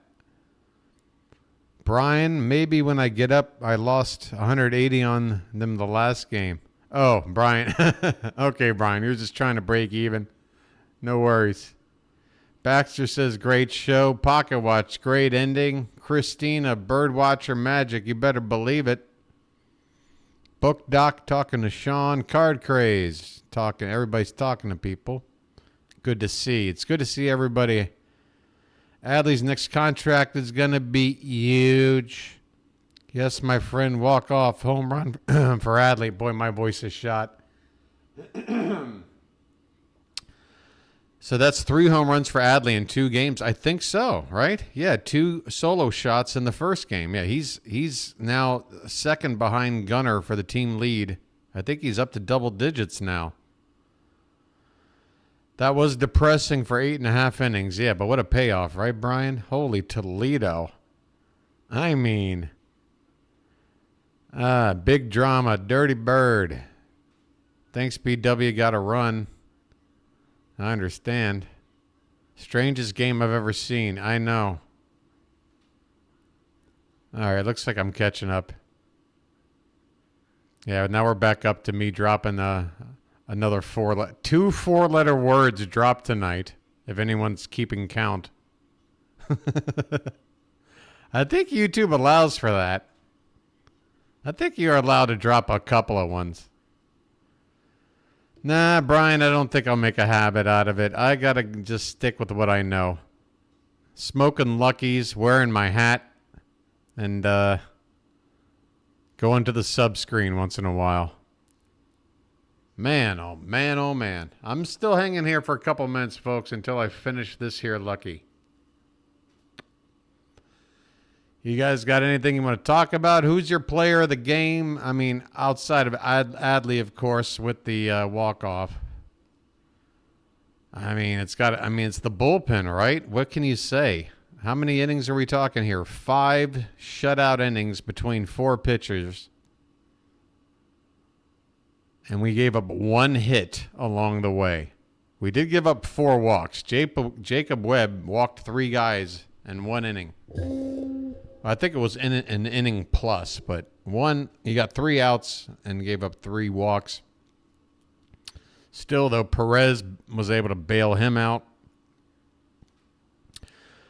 Ballman coming in. Ballman's thrown 4 straight shutout innings over his last 2 appearances. And then Danny Coulombe coming in with a good inning. Was Bradish okay? Bradish has looked exactly like he has in his first 2 starts. Some nasty looking stuff, but just can't put batters away without going 6-7 pitches deep on just about every batter. And this has been the worst yet. His pitch count got up to 85 after 4 innings. That's 21 pitches per inning. That's just not going to cut the mustard. He's got to figure out a way to get more efficient with that pitch count. Yeah, huge congrats to the bullpen on that victory right there. Wow. And yeah, what's going on with the Yanks? How are they doing right now? Uh-oh, I didn't mean to hit that. No, Nationals, White Sox, not too interested. Good Lord. So they play later, I guess. Okay, they're coming up later. So that moves us to 27-14. The Yankees 28-15. So yes, we are currently 1 game ahead. Right? They played 1 more and won it, and they've played 1 more and lost it. I guess, okay, it's a virtual tie. It's a virtual tie, but we're ahead because the Yankees have split their 2 extra games. We are ahead by percentage points in first place at the moment. All right, folks, I'm going to talk about the game on Friday, who's supposed to pitch and when to come on back. Boy, is tomorrow's day off going to be well-timed. Holy Toledo. Whoops, I lost everything. Come on back. Come on back. Come on back. Come on back. Come on back. I can get rid of that. Okay. Holy Toledo, folks. I'm still like, my heart rate is just starting to get back to normal right now. That is right up there. Right up there. Regular season, postseason, that is right up there with one of the most insane. I sit here almost wondering if it was worth the win. Like, would I have rather just lost 10-0 or win like that? Like, if I had a crystal ball and I knew that we were going to like win 103 games, win the division, would I trade this for a 10-0 loss? I might. It was that difficult on me. All right, here we go, folks. what we have coming up is Friday at 7:05 p.m. First pitch. Cole Irvin against, which Miller is this? Is this Bryce Miller? Bryce Miller, right-hander, coming up against Cole Irvin. 7:05 first pitch. I'll be on the air 6:55 p.m. on Friday night. Folks, I hope you have a good night's sleep tonight. I know I will. I mean, I don't know. I just know I'm going to pass out. But, and have a good Thursday and Friday, and come on back Friday night. Let's spend a weekend with the Mariners and see what's in store. I'm going to go over everybody's chat probably later tomorrow with my day off. I'm probably going to just replay this game while I'm playing some MLB The Show or something, spacing out for the entire day, because this really took its toll on me. So, yeah, Brian, Mr. Hyde, Book Doc, Base, Matt, everybody, Baxter, Jeffrey, Ryan, Christina. Christina, thanks for modding. Evan, Sean, Maria, guys, Pocket Watch. I'm going to miss people, folks. I'm out. I'm totally done. This has been the BirdWatcher, folks. I'll chirp at you later. Have a good night.